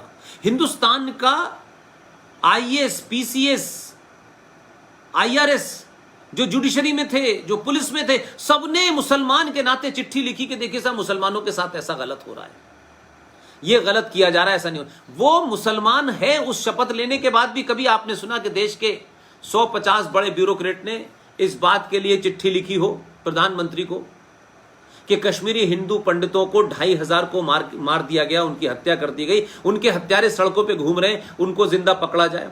किसी ने चिट्ठी लिखी? हिंदुओं इंटेलेक्चुअल ने भी नहीं लिखी, और जो बड़े विद्वान बने घूमते हैं बड़े बड़े संगठनों के ठेकेदार, उन्होंने भी नहीं लिखी। कोई फर्क नहीं पड़ता। अरे हम जब अपने आदमी की कदर नहीं करेंगे तो दूसरा कौन करेगा यार? किसी और कौम के 2500 लोग मर जाते तो वो उस वक्त चिल्लाते रहते जब तक उसका 100% भरपाई न करते और आपके दामन पे वो दाग लगा के रखते। और वो ये जानते हैं कि कौन हमारे लिए 2 कदम फायदेमंद होगा और कौन हमारे लिए 4 कदम फायदेमंद होगा। वो इस अंदाज में अपना काम करते। इसलिए मैंने कहा वो गुलाम नबी हो, वो आजम खां हो, वो अजमल हो, वो असदुद्दीन ओवैसी हो, वो जहां जहां भी बैठे हैं उनका अपना एजेंडा है। उनके अलावा उन्हें कोई मतलब नहीं है आप जीएसटी क्या दे रहे हैं मत दीजिए, आपने सरकार को क्या किया, आपने एम्प्लॉयमेंट पे किया, उनको कोई एजेंडा नहीं है। उनका मतलब है कब्जा सच्चा, झगड़ा झूठा, मार पीछे पुकार, मार लो फिर देखते रहेंगे, फिर आएंगे वो पुलिस आई, गिरफ्तार हो गए, फलाने हो गए। इसलिए सब जगह वो यही काम करते हैं, भीड़ तंत्र की तरह निकलते हैं, हत्या मर्डर कर देते हैं, फिर उसके बाद पुलिस आई, इसने पकड़ा था, उसने पकड़ा था, और फिर एक वर्ग उसमें से निकल के सुप्रीम कोर्ट में जाएगा, दूसरा वर्ग मानवता की लड़ाई लड़ने के लिए शाहीन बाग पे बैठ जाएगा। तो उनके सारे एक एक सेगमेंट में चीजें बटी हुई हैं कि अगर कहीं दूर दराज में भी हत्या हो गई है तो वो ज्यादा नहीं पूछते, हमारा तो अपना ही हिंदू उसके बारे में नहीं बताएगा। इसलिए जैसे ही उनको खबर पता चली, खट से मानवता की बात भी हो गई, इधर चेन भी हो गई, इधर चिट्ठी भी लिख दी गई, उधर अमेरिका भी चिट्ठी, ये उनका एस इकोसिस्टम है। इसके बाद ये, इसके बाद ये, इसके बाद ये। आप क्या करते हैं? आपके अंदर पहले तो ये है कौन मरा है, हमारा जानने वाला है कि नहीं, हमारी जाति का है कि नहीं। तो वो अब आप ही उसकी बड़ी खबर नहीं बनाना चाहते, आप ही उसको बताकर दुनिया को नहीं बताना चाहते, तो दुश्मन क्यों बताएगा? इसलिए मजहब नहीं सिखाता आपस में बैर रखना, हिंदी है हम, वतन है हिंदू, इससे बड़ा झूठ दुनिया का दूसरा हो नहीं सकता। यह मजहब ही है, यही तो है मजहब, यही तो मजहब की किताब है। तो आपसे जब ये कह दिया और आप रट के नहीं मजहब नहीं सिखाता हमें आपस में बैर, अरे मजहब ही है जो आपस में दुश्मनी सिखाता है, मजहब ही है जो आपस में भेद करता है। यह मजहबी है जिसके नाम पर लाखों लोगों की लाशों पर मजहब के नाम पे भारत माता का विभाजन हुआ था, मजहब के नाम पे हुआ था। मजहब के नाम पे कश्मीर में 2500 कश्मीरी हिंदू उनकी हत्या हुई थी, उनकी लड़कियों को सरेआम रेप किया गया था, नंगा करके आरे की मशीन पे कटवा दिया गया था।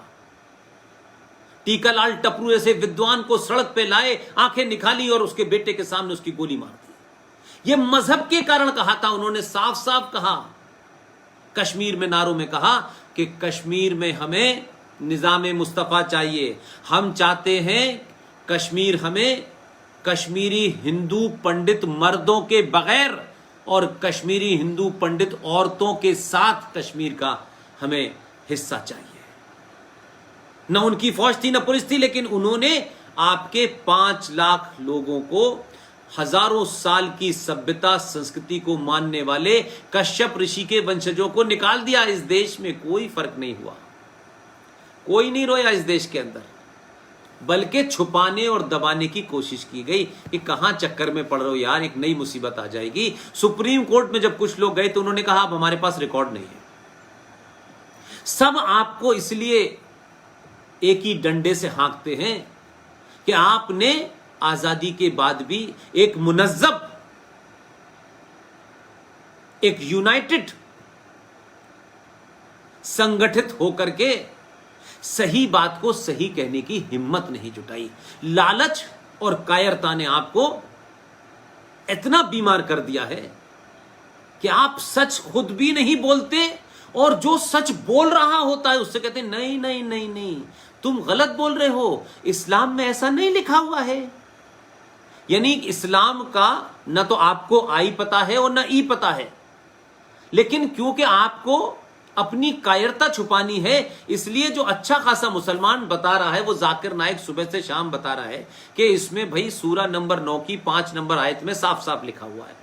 ऐसी 24 आयतें हैं, 24 आयतें, और ऐसी 24 आयतों के बारे में एक बार नहीं कई बार मैं कह चुका, बार बार कहता हूं ताकि आप इन बातों को कहीं से पढ़े। तो आप तो पढ़ने नहीं चाहते, आप तो आमना सामना नहीं करना चाहते, इसलिए आपके सामने संकट ये हो गया है कि आपने तय कर लिया है कि आप कुछ भी कहते रहिए, हम झूठ मानेंगे भाई, आप नहीं नहीं नहीं नहीं, हम ऐसा नहीं करेंगे, हम वैसा नहीं करेंगे। उनकी 24 आयतों के बारे में 31 जुलाई 1986 दिल्ली के एक मजिस्ट्रेट कोर्ट ने यह फैसला दिया कि कुरान मजीद की 24 आयतें ऐसी हैं जो हेट फैलाती हैं, जो गैर मुस्लिम के खिलाफ जहर फैलाती हैं, जो उनके वजूद को समाप्त करने की बातें देती हैं।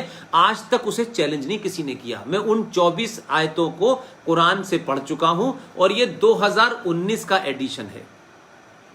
लेकिन आपको पढ़ने का शौक अपनी किताबों का नहीं है तो दूसरों की क्या पढ़ेंगे। लेकिन आपको झूठ बोलने की आदत है, क्योंकि आपको रफीक साहब से भी दोस्ती रखनी है। रफीक साहब का लड़का आपकी लड़की को लेकर भाग जाएगा तो आपकी दोस्ती खत्म हो जाएगी, तब तक आप बैठे रहेंगे।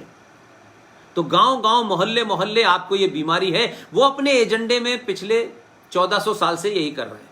वो अमेरिका में कर रहे हैं, वो इंग्लैंड में कर रहे हैं, वो ऑस्ट्रेलिया में कर रहे हैं, वो न्यूजीलैंड में कर रहे हैं, सभी जगह वो कर रहे हैं। कंफ्यूजन आपके अंदर है। तो आप जब किसी खतरे से लड़ने जा रहे हैं तो पहले वो कंफ्यूजन तो ठीक करिए भाई, कि आपको क्रिकेट खेलने के लिए पैड पहनने या हॉकी पहनने के लिए शिन पैड लगाना है, आपको पता ही नहीं है। इसलिए आपको नहीं पता तो आपके पीछे के लोगों की तो वो तो माशाल्लाह है, वो तो समय अनुसार अपनी सुविधा अनुसार कोई बयान दे देते हैं। तो आपके पास समय भी नहीं है, पैसा भी नहीं है, यूनिटी भी नहीं है, और आप ये समझ गए हैं कि खतरा ये है। तो कम से कम पहली स्टेज हजारों साल के बाद आपके अंदर ये तो आई कि ये खतरा है। ये खतरा किसी पुष्पेन या आर.एस.एन. सिंह या जी.डी. बख्शी, सुशील पंडित और या रिजवी के लिए नहीं है, ये मानवता के लिए खतरा है। इसलिए आपको ये तो बताया जाता है 50 बार कि देखिए भारत के अंदर बड़ी सारी कुरीतियां थी, बड़े सारे पौंगा पंडित थी, सती की प्रथा थी। बार बार ये कहा जाता है कि हिंदू धर्म में सती की प्रथा थी। ये सती की प्रथा का हिंदुओं से क्या लेना देना। ये किसी राज्य में मुगल जिनकी आंखों में वासना भरी हुई थी और जिन्होंने यहां लूटपाट की, उन्होंने लूटपाट करके जब हिंदू औरतें, सनातनी औरतें जो बच गई जिंदा, जब उनकी तरफ निगाह डाली तो अपना चेहरे की खूबसूरती को छुपाने के लिए घूंघट कर लिया। वो एक समय में एक जगह पर किन्हीं कारणों से उनको यह करना पड़ा, लेकिन इसका हिंदू सनातनी स्ट्रक्चर से लेना देना नहीं है कहीं कि सनातन में ऐसा लिखा है। और अगर सती प्रथा हिंदुओं की प्रथा थी तो राजा जनक की तो 3 बेटियां थी, राजा जनक की पत्नियां थी। तो राजा जनक की मृत्यु के बाद किसी ने सती हुआ था कोई? कहीं सुना आपने कि वो सती हो गए?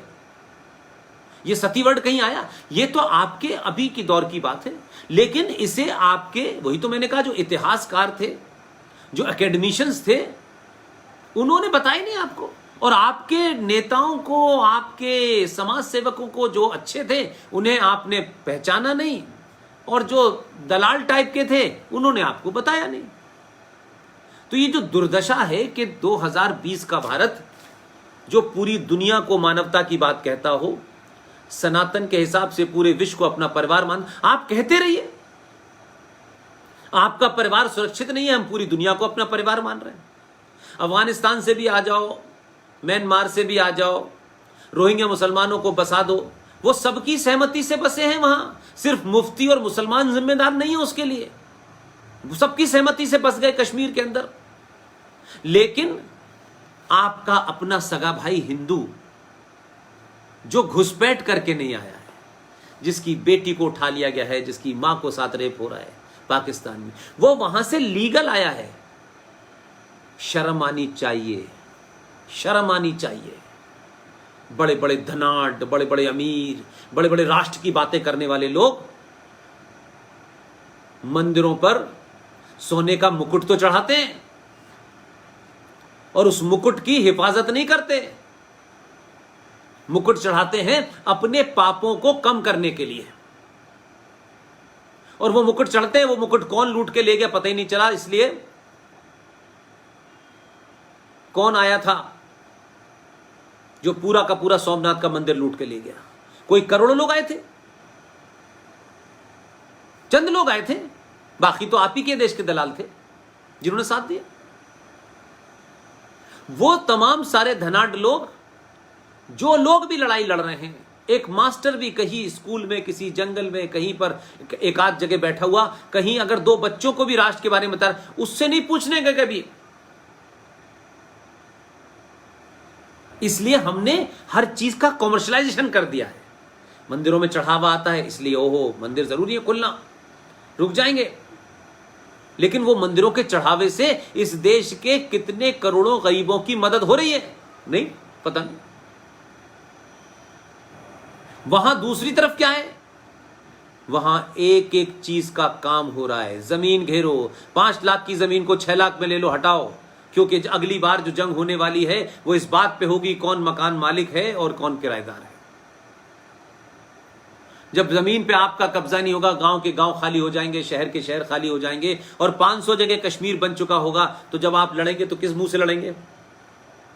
आप मालदा से भागे, आसाम से भागे, कश्मीर से भागे, उत्तर प्रदेश से भागे, बिहार से भागे, ये सब जगह से भाग के जा कर रहे हैं आप दिल्ली की सड़कों के फुटपाथ पे रह रहे हैं, बंगाल की सड़कों के फुटपाथ पे रह रहे हैं। इसलिए सरवाइव वही करता है जो मरना जानता है।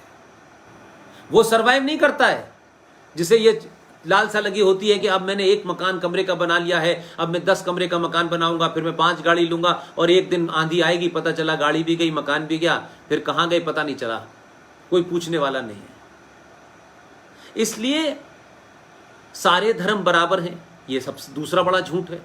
धर्म अलग है, और आप और हम सब लोग क्या कहते हैं? ये देश धर्म के नाम पे बटा था। ये जब आप बोलते हैं तो वो खुश होते हैं, वो खुश होते हैं। उनको पता है कि ये मूर्खों को ये पता ही नहीं है कि हमने इनके हजारों साल पुराने धर्म को, जो शुद्ध साइंस पे था, उसको हमने अपनी किताब के बराबर लाके खड़ा कर दिया है। 1400 साल पहले टेंट में एक क्रिमिनल एंटरप्राइज शुरू हुई, उसकी बराबरी किससे कर दी गई? हजारों हजारों साल की परंपरा, जिसमें कोई पूजा पद्धति का चक्कर नहीं था, जिसमें इस प्रकृति से जो मनुष्य को चाहिए था, उस मनुष्य को उस मात्रा में लेकर के उसका धन्यवाद करने को हमने पूजा कहने लगे। सूरज को नमस्कार करते हैं, सूर्य नमस्कार करते हैं, तो सूरज का आप थैंक्स करते हैं, उसका शुक्रिया अदा करते हैं, उसका धन्यवाद करते हैं कि ये सूर्य देवता, तूने हमें इतनी एनर्जी दी, रोशनी दी, हमारे जीवन को चलने लायक बनाया। अगर एनर्जी नहीं होती, रोशनी नहीं होती, तो हम नहीं चल पाते। ए गंगा मां, तूने हमें पानी पीने के लिए दिया। तो वो जो हम उसको थैंक्स करते हैं, हाथ जोड़ के करते हैं, थैंक्स के बदले कुछ फूल चढ़ा देते हैं, वो पूजा का मतलब नहीं है, वो आपकी थैंक्स गिविंग सेरेमनी है। जैसे आपको कोई एक गिलास पानी देता है तो आप कहते हैं ना थैंक यू, आप हाथ जोड़ के भी कह सकते हैं, इंग्लिश में थैंक यू भी कह सकते हैं। तो हम वो थे। तो चोर उठाई गिरे, बलात्कारियों ने, डकैतों ने, लुटेरों ने आपके इतने महान परंपरा को, चोटों ने, बलात्कारियों ने अपने साथ खड़ा कर लिया आपको, और आप खड़े हो गए। सारे मजहब एक से हैं, सारे धर्म एक से हैं। धारा धर्म है ही नहीं। धर्म सिर्फ एक ही था, एक ही है, और अनादिकाल तक, जब तक ये सृष्टि रहेगी तब तक सनातन रहेगा। आप अपने अंदर के उस ताकत को तो पहचानिए, आप कौन थे।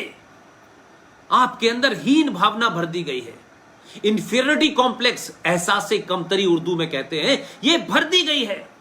तुम तो गुलाम थे, तुम तो लोदी के गुलाम थे, तुम मुगलों के गुलाम थे, तुम इसके गुलाम थे, तुम गुलाम वंश के भी गुलाम थे, रजिया सुल्तान के भी गुलाम थे, अल्तमश के भी गुलाम थे।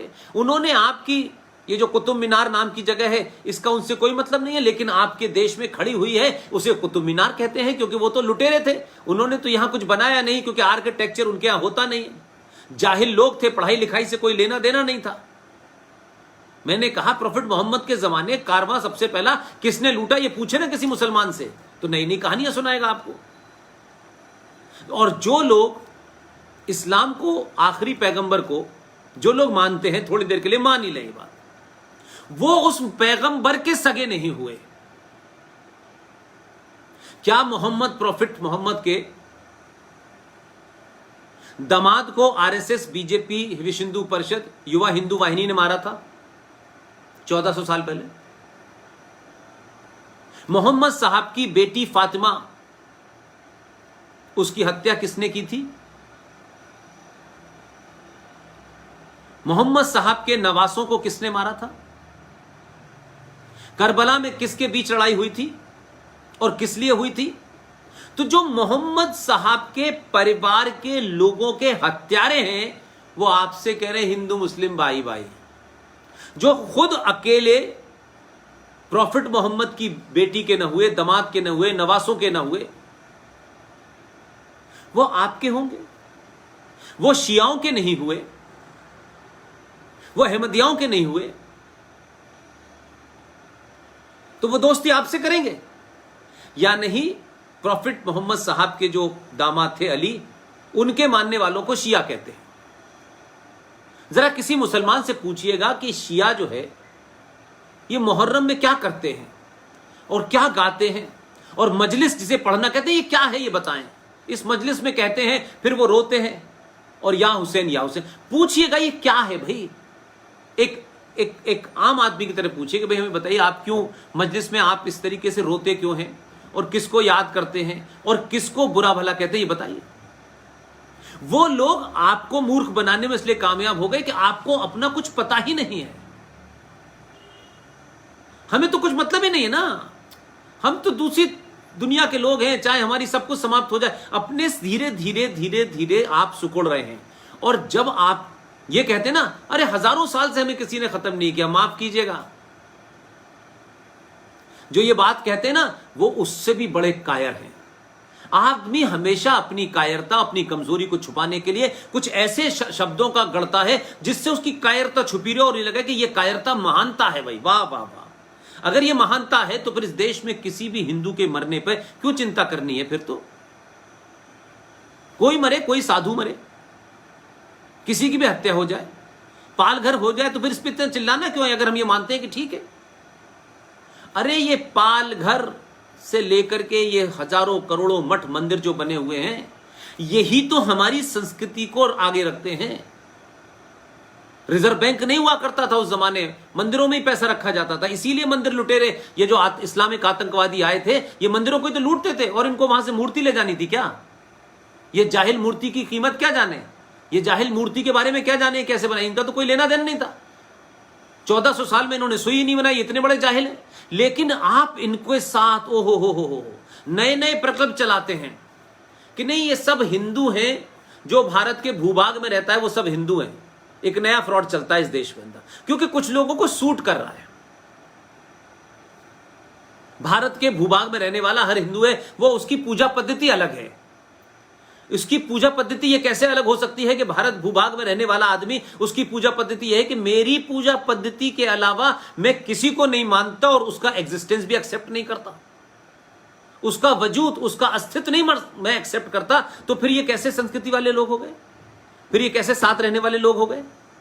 इसलिए हर मुसलमान ईमानदार है और सच्चा है और कुरान को मान रहा है। इसीलिए ISIS, जैश मोहम्मद, हिजबुल मुजाहिदीन, लश्कर तोयबा, ये सच्चे मुसलमान हैं।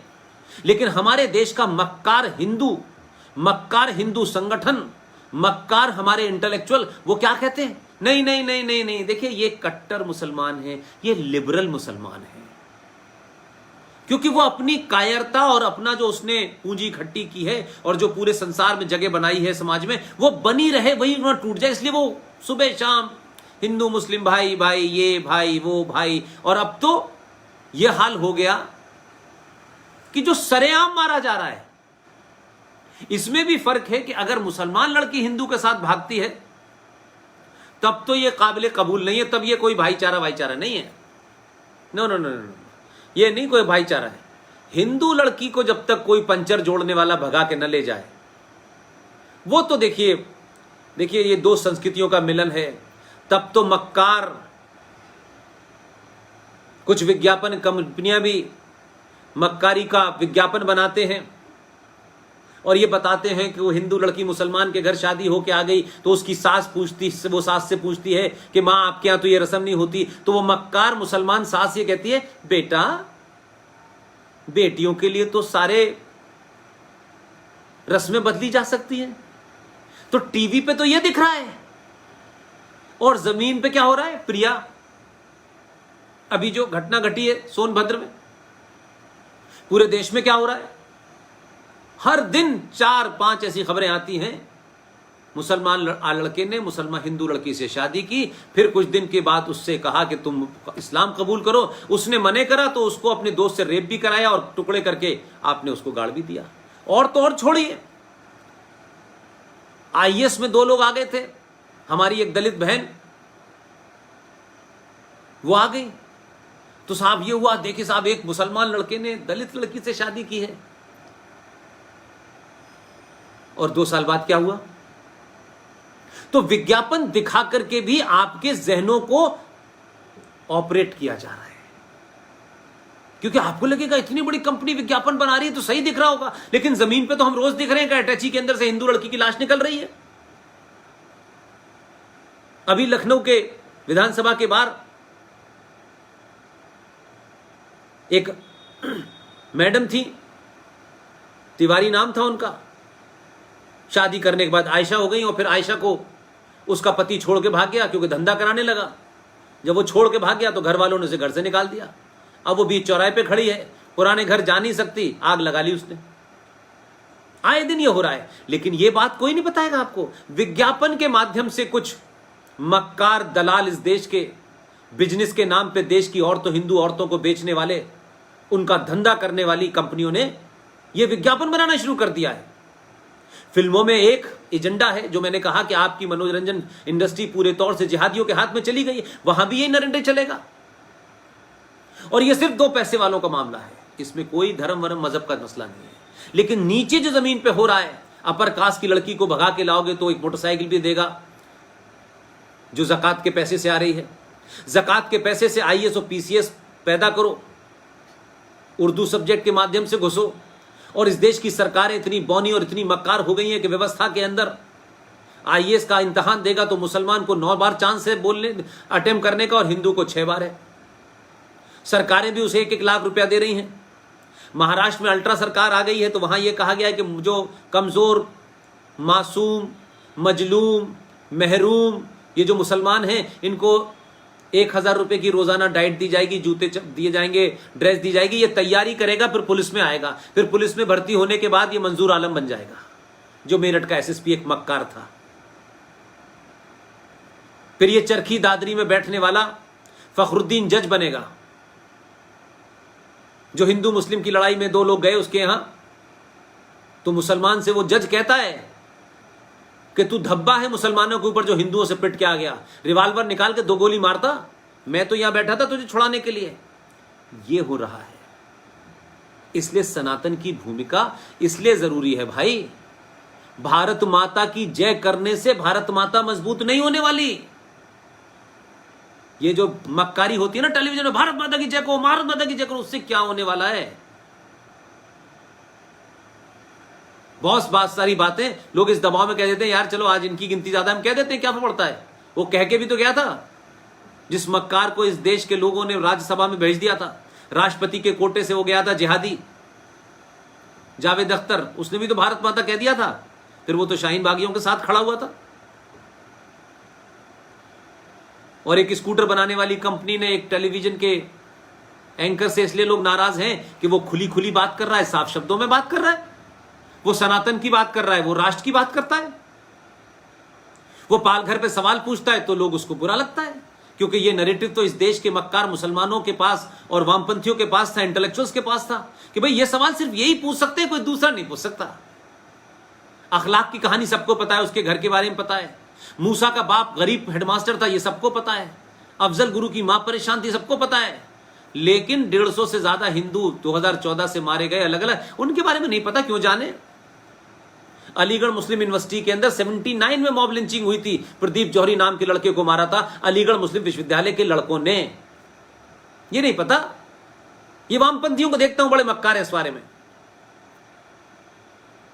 अच्छा, कुछ तो वामपंथी समझता हूं पढ़े लिखे भी हैं, कुछ लोगों को लगता है नहीं हम हैं 3 में ना 13 में, लेकिन वो भी अपनी लड़ाई में लड़े हुए। मीडिया में भी बहुत सारे लोग हैं और कोई औकात नहीं इनकी, पूरी दुनिया से लात मार के निकाल दिए गए। इनकी फिलॉसफी है कि सत्ता की प्राप्ति बंदूक की नली से होती है। ये डेमोक्रेसी की बात करते हैं, ये लुटेरे, ये हत्यारे।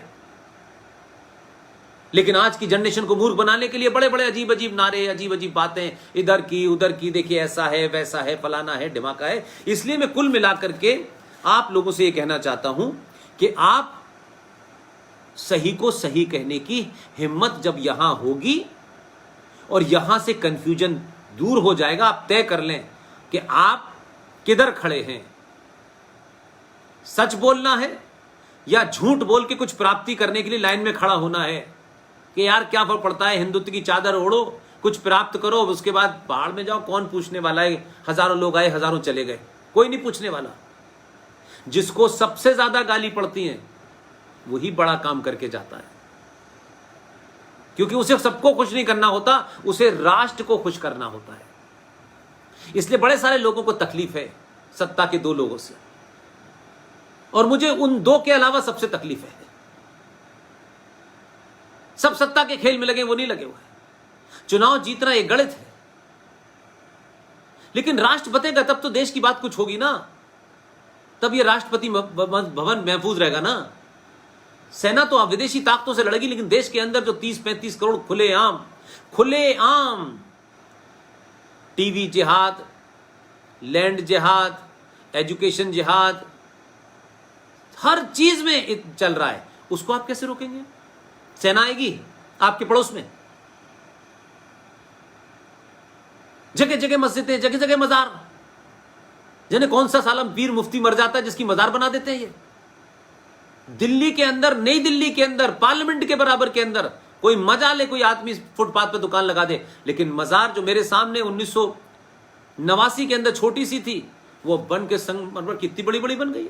एयरफोर्स भवन के सामने मस्जिद थी, वो मस्जिद में बच्चे भी पैदा हो रहे हैं, नमाज भी हो रही है, अजान भी हो रही है, वही एयरफोर्स भवन है, और उसके फुटपाथ पे भी एक मजार बन गया, वहां भी क्या कहते हैं उर्स चल रहा है। वो जाने कौन मर गया था, इसका उर्स भी होने लगा। और सरकार ने स्वच्छता अभियान के तहत बेहतरीन साफ सुथरे टॉयलेट बना दिए हैं, तो और कोई काम ही नहीं है। इस देश में हर हिंदू को हर लाश के ऊपर मत्था रगड़ने की आदत पड़ गई है। दुनिया का सबसे सशक्त धर्म, दुनिया की सबसे पावरफुल सभ्यता के लोग चलते फिरते अपनी सर कहीं भी झुका देते हैं और इसे बताते हैं कि हम कितने महान हैं। पता ही नहीं है कि साले डकैत की खबर बनी हुई है।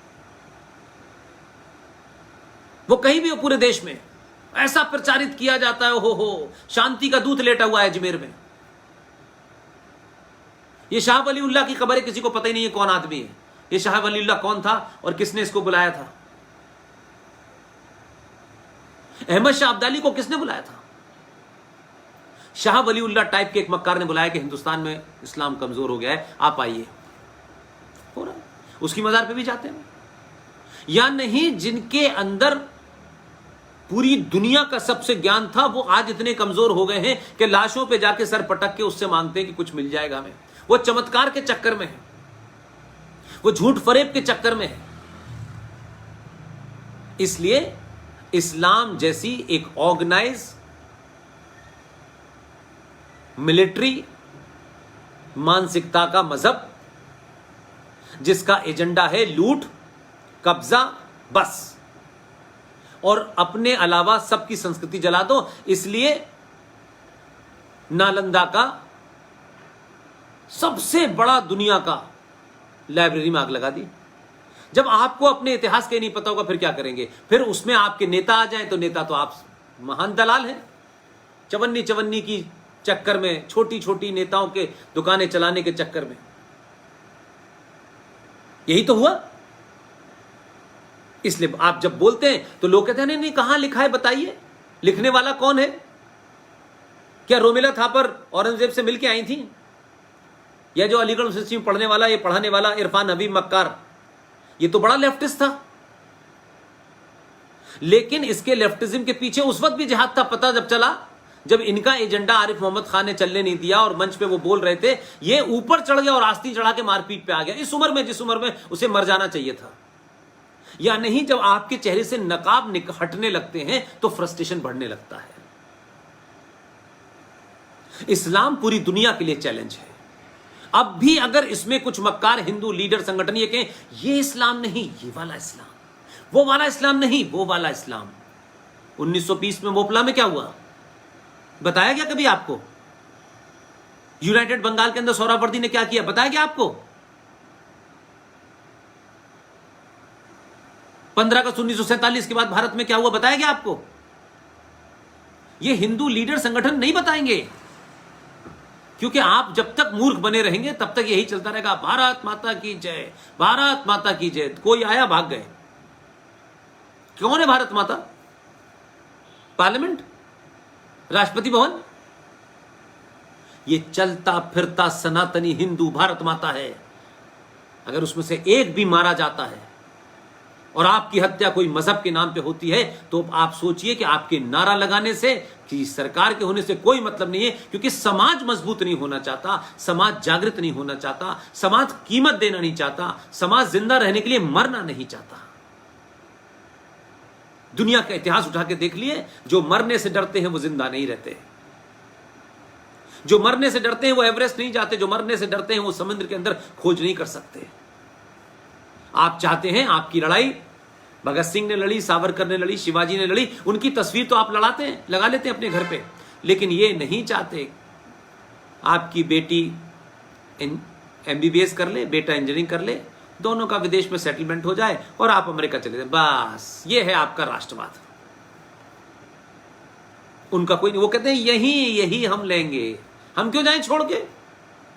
बंटवारा कराया मजहब के नाम पे उन्होंने, और आपसे कहते हैं कि देखिए इस देश के हिंदुओं ने, RSS ने, हिंदू महासभा ने, ऐसे नाम ले दो जिसके बारे में, RSS के बारे में लोग जानकारी कम रखते हैं, इसलिए उसके बारे में बहुत कुछ उल्टा सीधा बोलते हैं। जब तक किसी के बारे में आपको पूरी जानकारी नहीं होगी आप सही बात नहीं बोले, और जानकारी नहीं है तो बेटर है ना बोले उसके बारे में, लेकिन तब भी बोलते हैं हमारे यहां लोग। अरे मैं किसी चीज के बारे में नहीं जानता, मैं कहता हूं भाई वो मेरे हिसाब से मुझे लगता है वो कुछ काम करते हैं, अच्छा काम कर रहे हैं, बस। मैं जब जानता नहीं तो मैं कौन होता हूं किसी को सर्टिफिकेट देने वाला? इसलिए मैं मानता हूं कि जितने लोग भी संगठन के द्वारा इंडिविजुअली जो भी कर रहे हैं सबका कंट्रीब्यूशन है, और सबको एक दूसरे से पूछना चाहिए कि हो सकता है कुछ चीज मेरे पास एक ही 4 किताबें हो तो मैं किसी को 2 दे सकता हूं, किसी के पास 10 होंगी तो वो मुझे 1 दे सकते हैं। तो अगर ये कनेक्ट नहीं होगा तो आप लड़ते रहिए। मैं अपनी बात कहता रहता हूं और लोग बहुत कहते रहते हैं, मेरी बात ठीक होगी लोग सुनेंगे, नहीं होगी लोग कहेंगे बेकार की बातें छोड़ दो।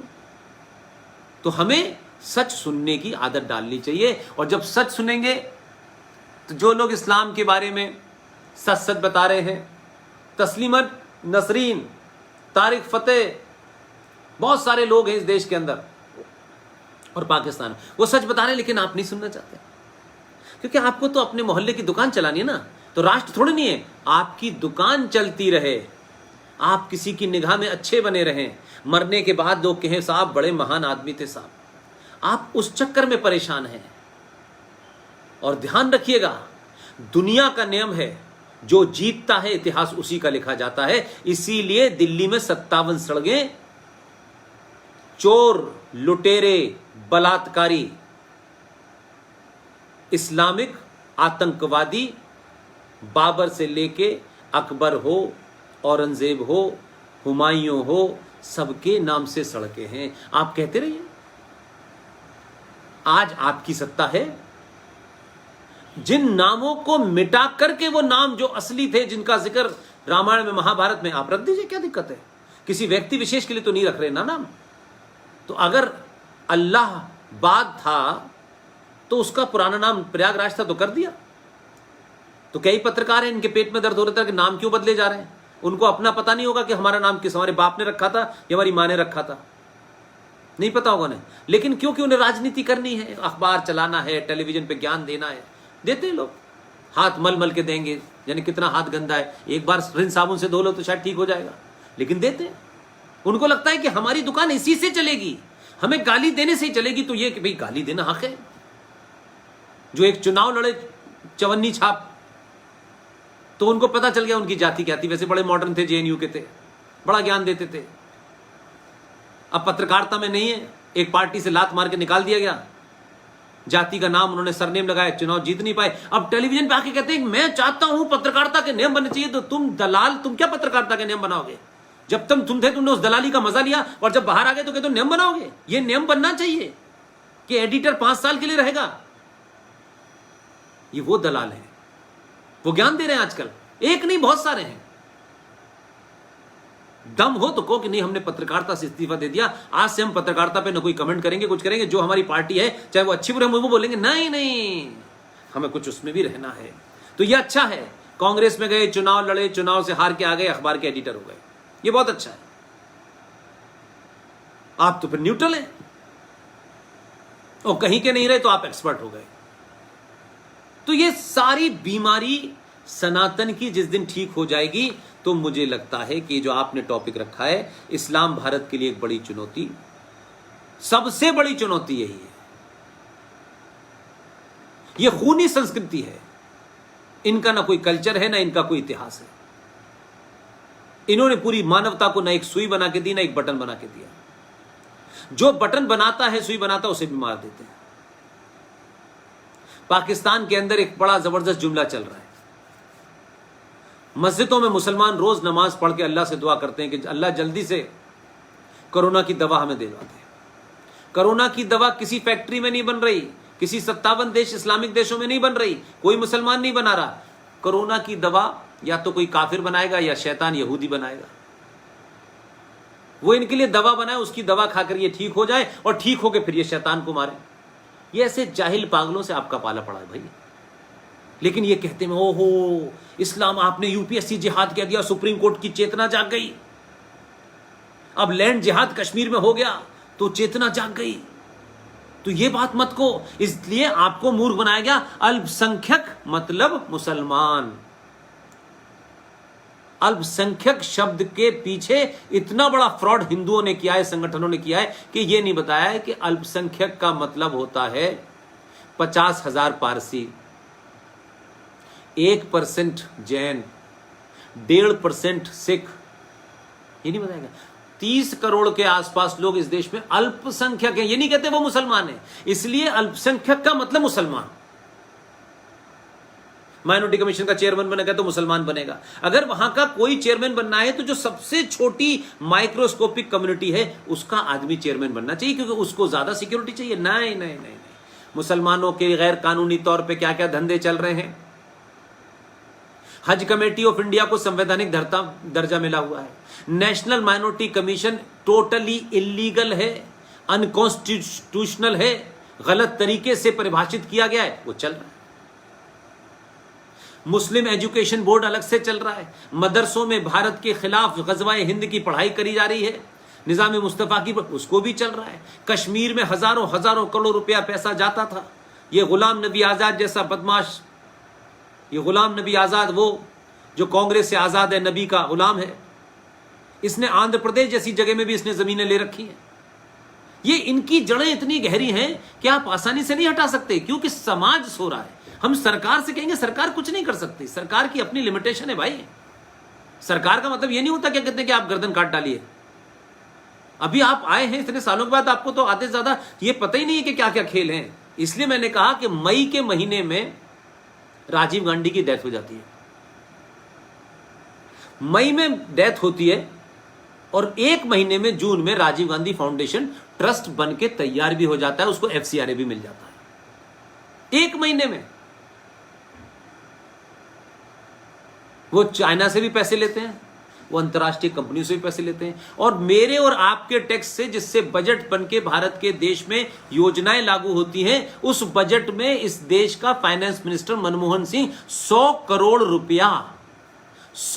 रुपया मेरे और आपके टैक्स का सोनिया गांधी, जो एक विदेशी कातिल महिला है जिसने एक पूरे परिवार को समाप्त कर दिया, 2 बड़े लीडर राजेश पायलट, माधव सिंधिया को समाप्त करवा दिया, जिससे अपनी बेटी की शादी की उसके घर को समाप्त करवा दिया, उसको 100 करोड़ रुपया राजीव गांधी फाउंडेशन को दिया गया। ये दुनिया में मैंने देखा कि किसी एनजीओ को भारत का जो जनरल बजट है उसमें 100 करोड़ रुपए का प्रावधान किया गया देने। क्यों भाई?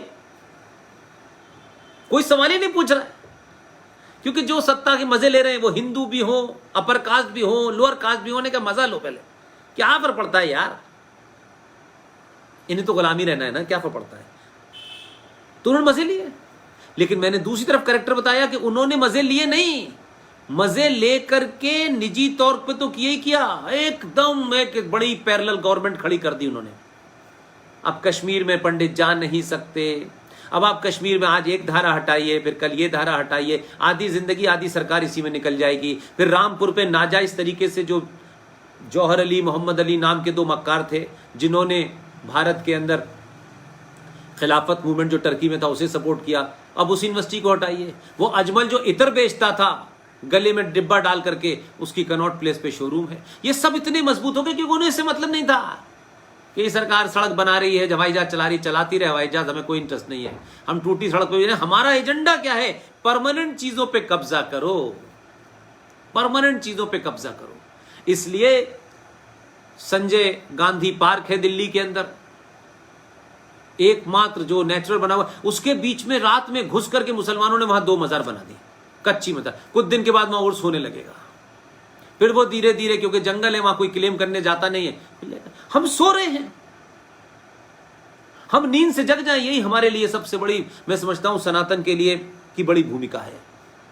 इसलिए गलत को गलत कहिए, चोर को चोर कहिए, बलात्कारी को बलात्कारी कहिए।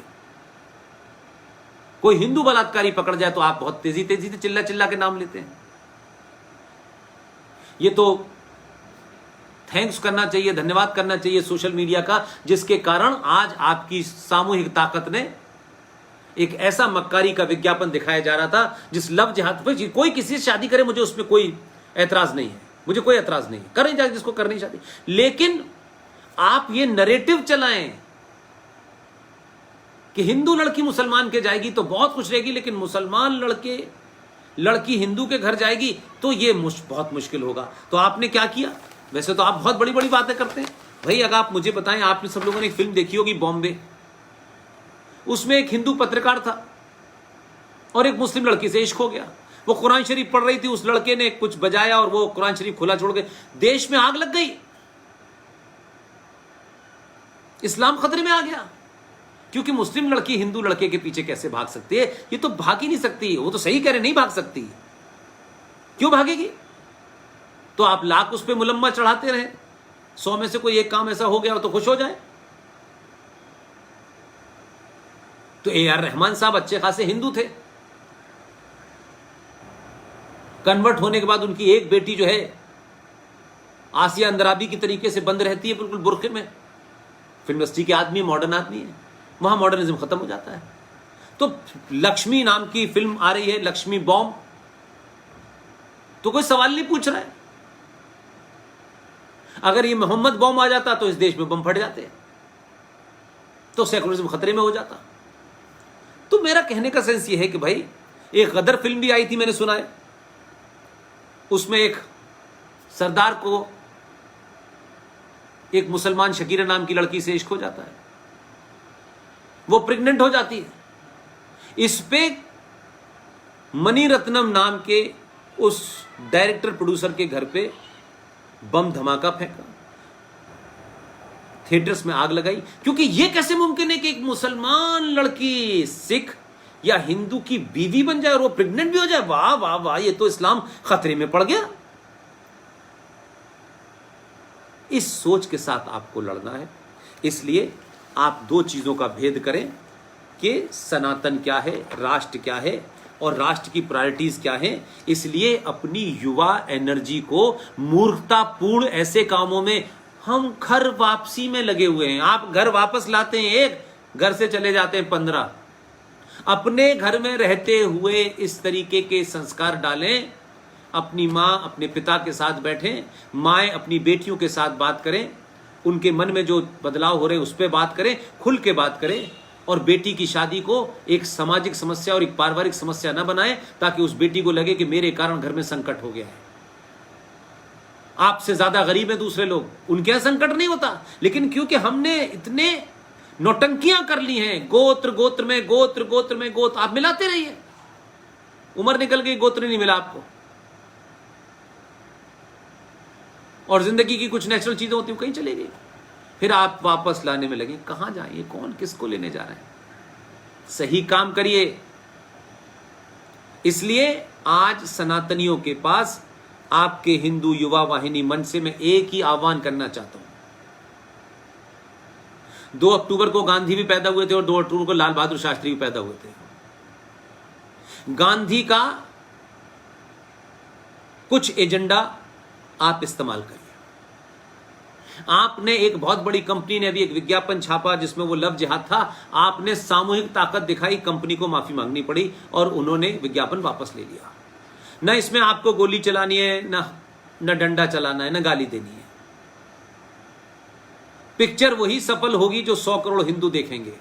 पिक्चर वो सफल ही नहीं होगी जो हिंदू को नहीं देखेंगे। ये देखते हैं कितने पंचर जोड़ने वाले फिल्म देखने जाते हैं। इनकी औकात है कि 400 रुपए की फिल्म देखें। आप फिल्म देख करते हैं, और जो लोग आपके खिलाफ जिहाद में कंट्रीब्यूट कर रहे हैं, जो गजवाए हिंद लाने के लिए शाहीन बाग पे बैठे हुए हैं, जो सीएए के विरोध में आए हैं क्योंकि हिंदुओं को नागरिकता दी जा रही है, वो पैसा उन्हीं के पास जा रहा है। ये जावेद अख्तर का लड़का फरहान अख्तर शाहीन बाग पे क्या करने आया था? या आमिर खान मक्कार वहां टर्की में क्या करने गया था, जहां इस वक्त भारत विरोधी कार्रवाई चल रही है? तो आप पैसे अपने कहां पहुंचा रहे हैं? क्या आपके पास फिल्म देखने के लिए फिल्में नहीं है? और नहीं है तो ऐसे हालात करिए, अगर 100 करोड़ लोगों में से 50 करोड़ लोगों ने तय कर लिया कि हम किसी जिहादी की फिल्म नहीं देखेंगे। जिस पैसे से जिहाद और इस्लामिक आतंकवाद मजबूत हो रहा हो, जो दाऊद के इशारे पर नाचने जाते हो दुबई के अंदर, उन तमाम लोगों को तो आपने बनाया है। ये भूखे नंगों के पास पैसा कहां था? ये दिलीप कुमार का बाप तो फल बेचता था, कहां पैसा था इसके पास? कहां से आया था? तो सवाल यह कि आप करना नहीं चाहते। अरे वो लड़ाई तो लड़ सकते हैं जिसमें आपको कुछ नहीं करना, बिस्तर पर लेटे लेटे ही तो सिर्फ आपको करना है। अभी एक फिल्म आई थी सड़क 2, आपने उसे ऐसा टू द पॉइंट जवाब दिया कि वो सड़क पे आ गई। ये अवेयरनेस आपको घर बैठे भी जिता सकती है। सब लोगों का काम नहीं है कि बंदूक लेके जाएं। बंदूक लेकर के जो लोग काम कर रहे हैं वो बॉर्डर पे काम कर रहे हैं, पुलिस अपना काम कर रही है। और जिस दिन आप एक राय खड़े हो जाएंगे, ये पुलिस के आदमी जो आपको डंडा मारते हैं और मुसलमान की एफआईआर लिखने से इनके हाथ कपकपा जाते हैं, मुसलमान के खिलाफ इनको बोलने में हाथ कपकपा जाते हैं, क्योंकि 70 सालों में दलाल नेताओं ने इनको बौना बना दिया है। भारत की पुलिस बहुत बहादुर है, बहुत बहादुर है। वो कहते हैं कि हमें छूट ही नहीं है, हमारे ऊपर दबाव है इतना। इस देश के राजनीतिक लोगों का, मक्कारों का, दलालों का, सेकुलरिज्म की भरपाई इस देश की पुलिस अपनी जान देके गंवा रही है। इस देश की व्यवस्था जान देके उसकी भरपाई कर रही है। यह सेकुलरिज्म नहीं हो गया, हिंदुओं के कत्ल करने और खत्म करने का एक बहुत बड़ा एजेंडा है, जिसमें आप अपने बाप को गाली दें, आप अपने पूर्वजों को गाली दें, आप अपनी मां बहनों की रक्षा ना कर सकें। यह सेकुलरिज्म है। इसलिए सनातन के मानने वालों, अपनी भूमिका को पहचानो। अभी कहीं नहीं जाना है। अभी सिर्फ गांधी के नॉन वायलेंस से इस देश के अंदर अगर एक शाहीन बाग बनेगा और बनाने की कोई हिम्मत करेगा तो सुप्रीम कोर्ट डर जाएगी, सरकार भी खामोश रहने लगेगी। अगर एक शाहीन बाग बने तो इस देश में 50 शाहीन बाग हिंदुओं को खड़े कर देने हैं। देखते हैं कौन क्या करता है। इसलिए मैंने कहा कि जब आपने अपने जहन को बदला, अपने मन मस्तिष्क को बदला, तो 2014 पैदा किया आपने। और आपने 2019 को मजबूत कर दिया जो कमी थी, तो फिर देश का गृह मंत्री भी वो आया जो कड़ी निंदा नहीं करता था।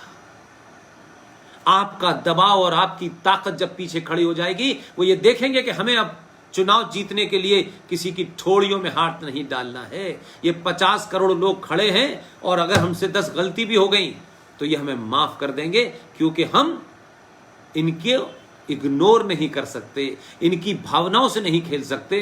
तो दावा है मेरा, दावा संविधान भी लागू होगा और संविधान में जो कुकर्म करके चीजें सन 1976 में डाली गई और जो नए नए कानून बना दिए गए, ये मुस्लिम पर्सनल लॉ बोर्ड, ये अल्पसंख्यक आयोग, ये हज कमेटियों, जिनको संवैधानिक दर्जा, ये सब निरस्त होंगे। अगर देश सेकुलर है तो फिर इस देश की एजुकेशन भी एक हो और सेकुलर हो। फिर ये कुरान जैसी वो किताब जो दुनिया के लिए खतरा है, कुरान जो जिहाद सिखाता है, जो हेट्रेट सिखाता है, जो कत्ल करने की कोशिश करता है, फिर ये किताब क्यों पढ़ाई जाएगी? इलाहाबाद हाई कोर्ट ने 2011 में एक फैसला दिया था जिसकी चर्चा मैं कर रहा हूं। दिल्ली में बहुत सारे टेलीविजन के लोग आए हैं लेकिन वो बता नहीं पा रहे हैं, वो कुरान शरीफ को गीता से जोड़ रहे हैं। इलाहाबाद हाई कोर्ट ने एक लंबी सुनवाई के बाद यह फैसला दिया कि गीता राष्ट्रीय ग्रंथ है। लंबी लंबी दाढ़ियां, छोटा भाई का पजामा, बड़े भाई का कुर्ता पहने, गोल टोपी लगाने वाले कुछ आ गए, कुछ वो मक्कार कन्वर्टेड ईसाई, नाम क्या है इनका, बिशप रामलाल, ये सब पहुंच गए इलाहाबाद हाई कोर्ट में। हाई कोर्ट के चीफ जस्टिस ने कहा बताइए, जो बेंच थी उन्होंने कहा बताइए इसमें धर्म क्या है। उसकी बड़ी पढ़ाई की, पूरा ट्रांसलेशन किया, न कोई क्रिश्चियन न कोई मुसलमान ये साबित कर पाया कि गीता कोई धार्मिक किताब है। उन्होंने कहा ये राष्ट्रीय ग्रंथ होना चाहिए। उसके बाद उन्होंने अपील नहीं की। उनको मालूम था कि अगर हम अपील करेंगे सुप्रीम कोर्ट में तो फिर देश के अंदर तो ये सब जगह लागू हो जाएगी। चुपचाप रहे, इलाहाबाद हाई कोर्ट के फैसले को चैलेंज नहीं किया। जस्टिस एसएन श्रीवास्तव ने जब यह फैसला दिया, ये बात अलग है कि उनको बाद में गार्ड मिले, उनके ऊपर कई हमले भी हुए और उनकी जान को खतरा रहा, लेकिन इलाहाबाद हाई कोर्ट के इस फैसले को मध्य प्रदेश सरकार ने माना और उनके यहां राष्ट्रीय ग्रंथ घोषित हो चुका है। लेकिन जो लोग आज कुरान शरीफ की गीता से तुलना करते हैं वो महामूर्ख हैं। ये वैसे ही है जैसे सनातन की बात आप करते हैं और धर्म को मजहब से जोड़ने लगते हैं, और मजहब को धर्म से जोड़ने वाले और कुरान को गीता से बराबर करने वाले ये वैसे ही है जो नाली का मुकाबला समुंदर से कर रहे हैं। नाली एक मजहब है और समुंदर एक धर्म है, इतना फर्क है। इसलिए गीता किसी धार्मिक किताब का नाम नहीं है, किसी की धर्म किताब नहीं। उसमें धर्म के बारे में कुछ, आपके कर्तव्यों के बारे में बताया गया है, आपको धर्म के बारे में, कि आपका धर्म क्या है। धर्म मीन्स आपकी ड्यूटी क्या है, आपका कर्तव्य क्या है, यह बताया गया उसमें। इनकी तरह नहीं बताया गया। पहला कलमा तैयब तय्यब पाक ला इलाहा इल्लल्लाह मोहम्मद रसूलुल्लाह, अल्लाह के सिवा किसी दूसरे की इबादत नहीं हो सकती। क्यों नहीं हो सकती भाई? आप कौन है? 1400 साल पहले आए, उससे पहले कोई नहीं था। कौन थे? इनसे पूछिए कि प्रॉफिट मोहम्मद साहब के अब्बा अम्मी का नाम क्या था, नाना दादी का नाम क्या था, वो क्या थे उससे पहले, क्या थे वो, पता है ना? हमको तो मालूम है कि काशी के मंदिर में क्या है, अयोध्या के मंदिर में क्या है, मथुरा के मंदिर में क्या है, काबे में क्या रखा है, बताएं। और इस्लाम के बारे में दुनिया को बताएं, सबको बताना है।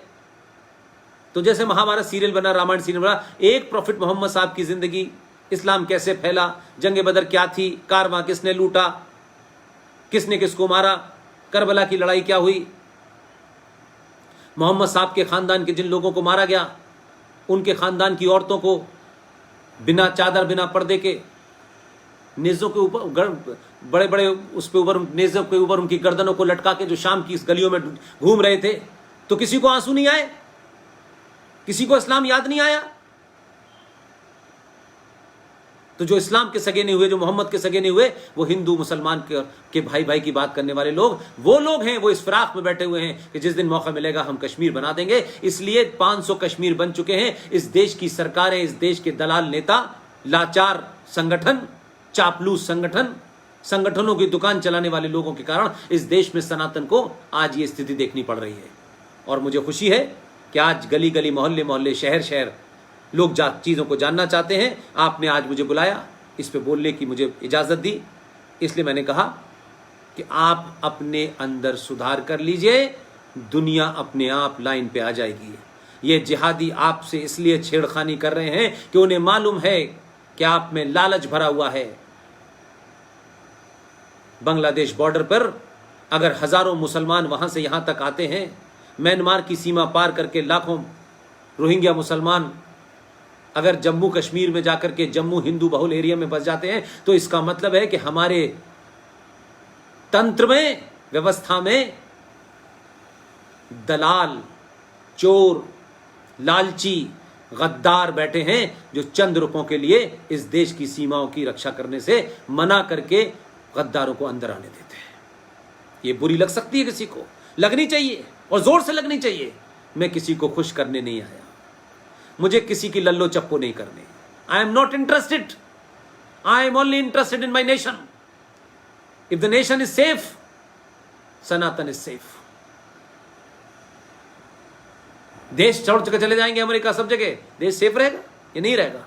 आपको इस मिट्टी को बचाने के लिए लड़ना ही पड़ेगा, और इस मिट्टी को बचाने के साथ साथ अपनी मां को, अपनी बहन को, अपने पिता को, नाना को, दादी को, अपने परिवार को, सबको बचाते बचाते आपको समाज बचाना है, मोहल्ला बचाना है, शहर बचाना है, जिला बचाना है। राज्य बचेगा तब देश बचेगा, तब राष्ट्र बचेगा। ऐसा नहीं हो सकता। आप लोगों ने मुझे बोलने का मौका दिया, अपनी बात रखने का मौका दिया।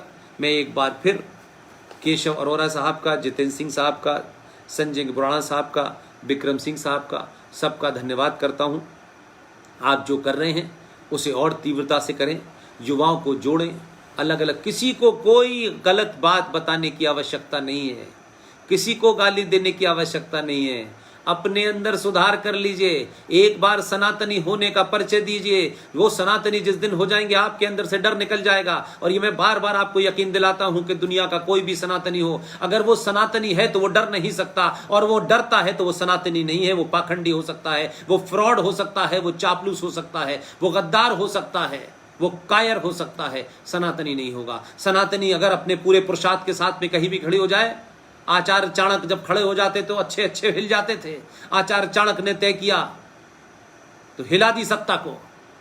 अगर सत्ता के साथ चापलूसी करके कुछ लेने का होगा तो सत्ता को नहीं हिलाएंगे, फिर रोज रात को पैसे गिनेंगे कि कितनी दलाली की हमने। इसलिए सत्ता की दौड़ में मत शामिल होइए। सत्ता पे ऐसे लोगों को जरूर बिठाइए, अगर 100 लोग हैं तो उसमें से चुनाव करिए कि कौन हमारे राष्ट्र को बचाने वाली शक्तियां हैं। उनको ताकत दीजिए, उनको और ताकत दीजिए, और उनको और मजबूर कीजिए, उन पे और दबाव बनाइए कि एक राम मंदिर नहीं, मथुरा भी हमें चाहिए, लीगली जल्दी चाहिए। 150 साल का इंतजार नहीं करने वाला। और आपको लगता है कि इस देश में समय निकला जा रहा है और जिहादी अपनी नंबर गिनती बढ़ाने में लगे हैं, तो आप कानून बनाइए इस देश के अंदर कि मुगलों के जमाने जितने भी मंदिर मस्जिद तोड़े गए हैं, उनको सबको तोड़ करके दोबारा से या तो उनकी पुनर्स्थापना कर देनी चाहिए, या सिर्फ उनको तोड़ के इधर उधर कर देना चाहिए। ये जो किले बने हुए हैं, ये सफदरजंग टॉम बना हुआ है, ये अकबर का किला है, ये किस लिए बने हैं भाई? किसको दिखाने के लिए हैं? ये किसकी मजार है? तोड़िए या फेंकिए से मजार है। इस्लाम में मजार हराम है, इस्लाम में मजार हराम है, तोड़ दीजिए आप इसको। लेकिन ये रखे हैं ताकि आपकी नस्लें बार बार के, देखो तुम्हारे पूर्वजों को हमने अपने जूतों से रौंदा था, तुम्हारे घर की औरतें हमारे हरम का हिस्सा थी, इसलिए आपको कुंठाग्रस्त रखने के लिए बनाए गए हैं। अपने अंदर विवेक पैदा करिए और अजमेर शरीफ में जाकर के सर मत रगड़िए। लाशों से कुछ नहीं मिलता है, आपको सूर्य से मिलेगा, गंगा से मिलेगा, अग्नि से मिलेगा, आकाश से मिलेगा, वायु से मिलेगा, किसी से नहीं मिलेगा। अपने अंदर से लालच निकाल दीजिए। बेटा IAS बन गया तो मैं 50 करोड़ लोगों का खाना खिलाऊंगा, ये बन गया तो भोज करूंगा, इससे कुछ नहीं होता। गरीब का पेट भर दीजिए। आपके घर पे कोई गरीब पहुंच गया है, कोई मंदिर के किनारे गरीब पहुंच गया, उसका पेट भर दीजिए। आपने करोड़ों, आपने अपने पापों को कम कर लिया। और वो गरीब एक दिन आप जैसा बनेगा। वो आपकी ताकत है जो कमजोर होकर चला गया है, जो दलित के नाम पे आपने अलग कर दिया। ये भूखे नंगे कहते हैं जय भीम जय भीम। आप सोचिए कि आपने क्या किया है, सबको अपने से निकाल दिया है। उन सबको वापस लाइए। रफीक साहब की सिवैयां खाने से अच्छा है एक दिन दलित के घर का पानी पीजिए। और याद रखिए, सनातन का हाथ पकड़िए। ईमानदारी से पकड़िए अपने अंदर। न मुझे दिखाना है, न आरएसएन को, न जीडी को, किसी को नहीं दिखाना है। अपने अंदर सोचिए कि मैं क्या करने जा रहा हूं। सरकारी नौकरी के पीछे मत भागिए। सरकारी नौकरी, ज्यादातर वही लोग लगे हुए हैं कि सरकारी नौकरी जाएंगे, 8 घंटे की ड्यूटी 5 घंटे में करेंगे, आराम से रहेंगे, फिर जीवन भर हमें फ्री की तनख्वाह मिलती रहेगी। नहीं, दिन बदल गए हैं। रोजगार पैदा कीजिए, छोटे से छोटा भी काम हो, घर चलेगा, पैसा होगा तब कुछ होगा। इसलिए मैं कहता हूं कि सनातन को ईमानदारी से जिए। इसको मैं दूसरे फॉर्म में कहता हूं कि सच मायनों में सनातन का हाथ पकड़ लीजिए। जिस दिन सनातन का हाथ पकड़ लेंगे, किसी जिहादी, किसी आतंकवादी, मुसलमान, इस्लामिक आतंकवादी के सामने न आपको अपना धर्म छोड़ना पड़ेगा, न अपनी गर्दन झुकानी पड़ेगी। एक बार ईमानदारी से अपने अंदर को झांकिए, कमजोरियों को निकालिए। और जो कायरता है, जब कमजोरियों को निकाल देंगे तो कायरता समाप्त हो जाएगी। फिर एक नहीं, हजारों मोदी, हजारों अमित शाह, हजारों सावरकर, लाखों महाराजा छत्रपति शिवाजी पैदा हो जाएंगे, हजारों बोस पैदा हो जाएंगे। हमारे घर में आज भी हमारी माओ में शक्ति है, लेकिन हम लालच, कायरता में इतने घिर गए हैं कि हम बहादुर नहीं पैदा करना चाहते, हम बहादुर बनना नहीं चाहते। क्योंकि हमने देखा कि हमारे आइडियल चोर, उचक के, लुटेरे, गद्दारों को इस देश की कुर्सी मिली, तो हमको लगा कि हम उनसे भी बड़े चोर और गद्दार हो जाएं तो कुर्सी मिलने वाली है। वक्त बदल गया है, अब कुर्सी ऐसे लोगों को नहीं मिलेगी। सनातनी उनके हाथ में कुर्सी नहीं जाने देगा, ये ध्यान रखिए। बड़े सालों के बाद आपने थोड़ा सा फैसला किया है, इसको मजबूत कीजिए, आने वाली नस्लों को कीजिए। यही हमारा आरएसएन, जीडी, बख्शी से लेके सबका काम है, और हमारा कोई काम नहीं है। ताकि तथ्य बता के जाएं, ताकि आज जाने से पहले आपको ये पता लगे कि ये सच हमने पढ़ा है, हमारे बुजुर्गों ने बताया है। आपने मुझे बोलने का मौका दिया एक ऐसे विषय पर। इन विषयों पर चौराहे चौराहे, गली गली चर्चा होनी चाहिए, और खूब शिद्दत के साथ होनी चाहिए। डरना नहीं है, कोई दुनिया की ताकत आपको डरा ही नहीं सकती। जो बंदूक लेके आया, इसका मतलब वो पहले से डरा हुआ है कि आपके अंदर इतनी ताकत है कि बगैर बंदूक के आपको मार नहीं सकता। लेकिन इसका यह भी मतलब नहीं कि कोई बंदूक लेके आया तो आप उसकी पूजा करने लगे हैं। जो भी आपके हाथ में हो उसे मारिए और बंदूक गिरा छीन लीजिए। इसलिए हमारे शास्त्रों में भी कहा गया है, किसी के प्रति द्वेष नहीं रखना चाहिए। लेकिन अगर कोई आपको मारने की नियत से आपके पास आ गया है तो पलक झपकते ही पहली फुर्सत में उसकी गर्दन धड़ से अलग कर देनी चाहिए। कोई बंदूक लेके 40 से मिल लेके आया, आप मंत्रों का उच्चारण करेंगे कि साहब हम तो मंत्र पढ़ रहे हैं, ये काल कपोल मूर्ता भरी बातें हैं। ये समाज भीड़ तंत्र में तब्दील हो चुका है। सड़क सड़क, मोहल्ले मोहल्ले, गली गली आतंकवादी मुसलमान घूम रहा है। उसको मौका मिल रहा है, वो जगह जगह कुछ भी कर रहा है। इसलिए मैंने कहा 151 हिंदू मारे गए 2014 से 19 तक, एक भी खबर नहीं आई। हमारे साथी हैं डॉक्टर ओमेंद्र रतनू साहब, संजय दीक्षित साहब, ये सब लोगों ने मिलकर के उस पर काम किया है, फैक्ट बनाया है।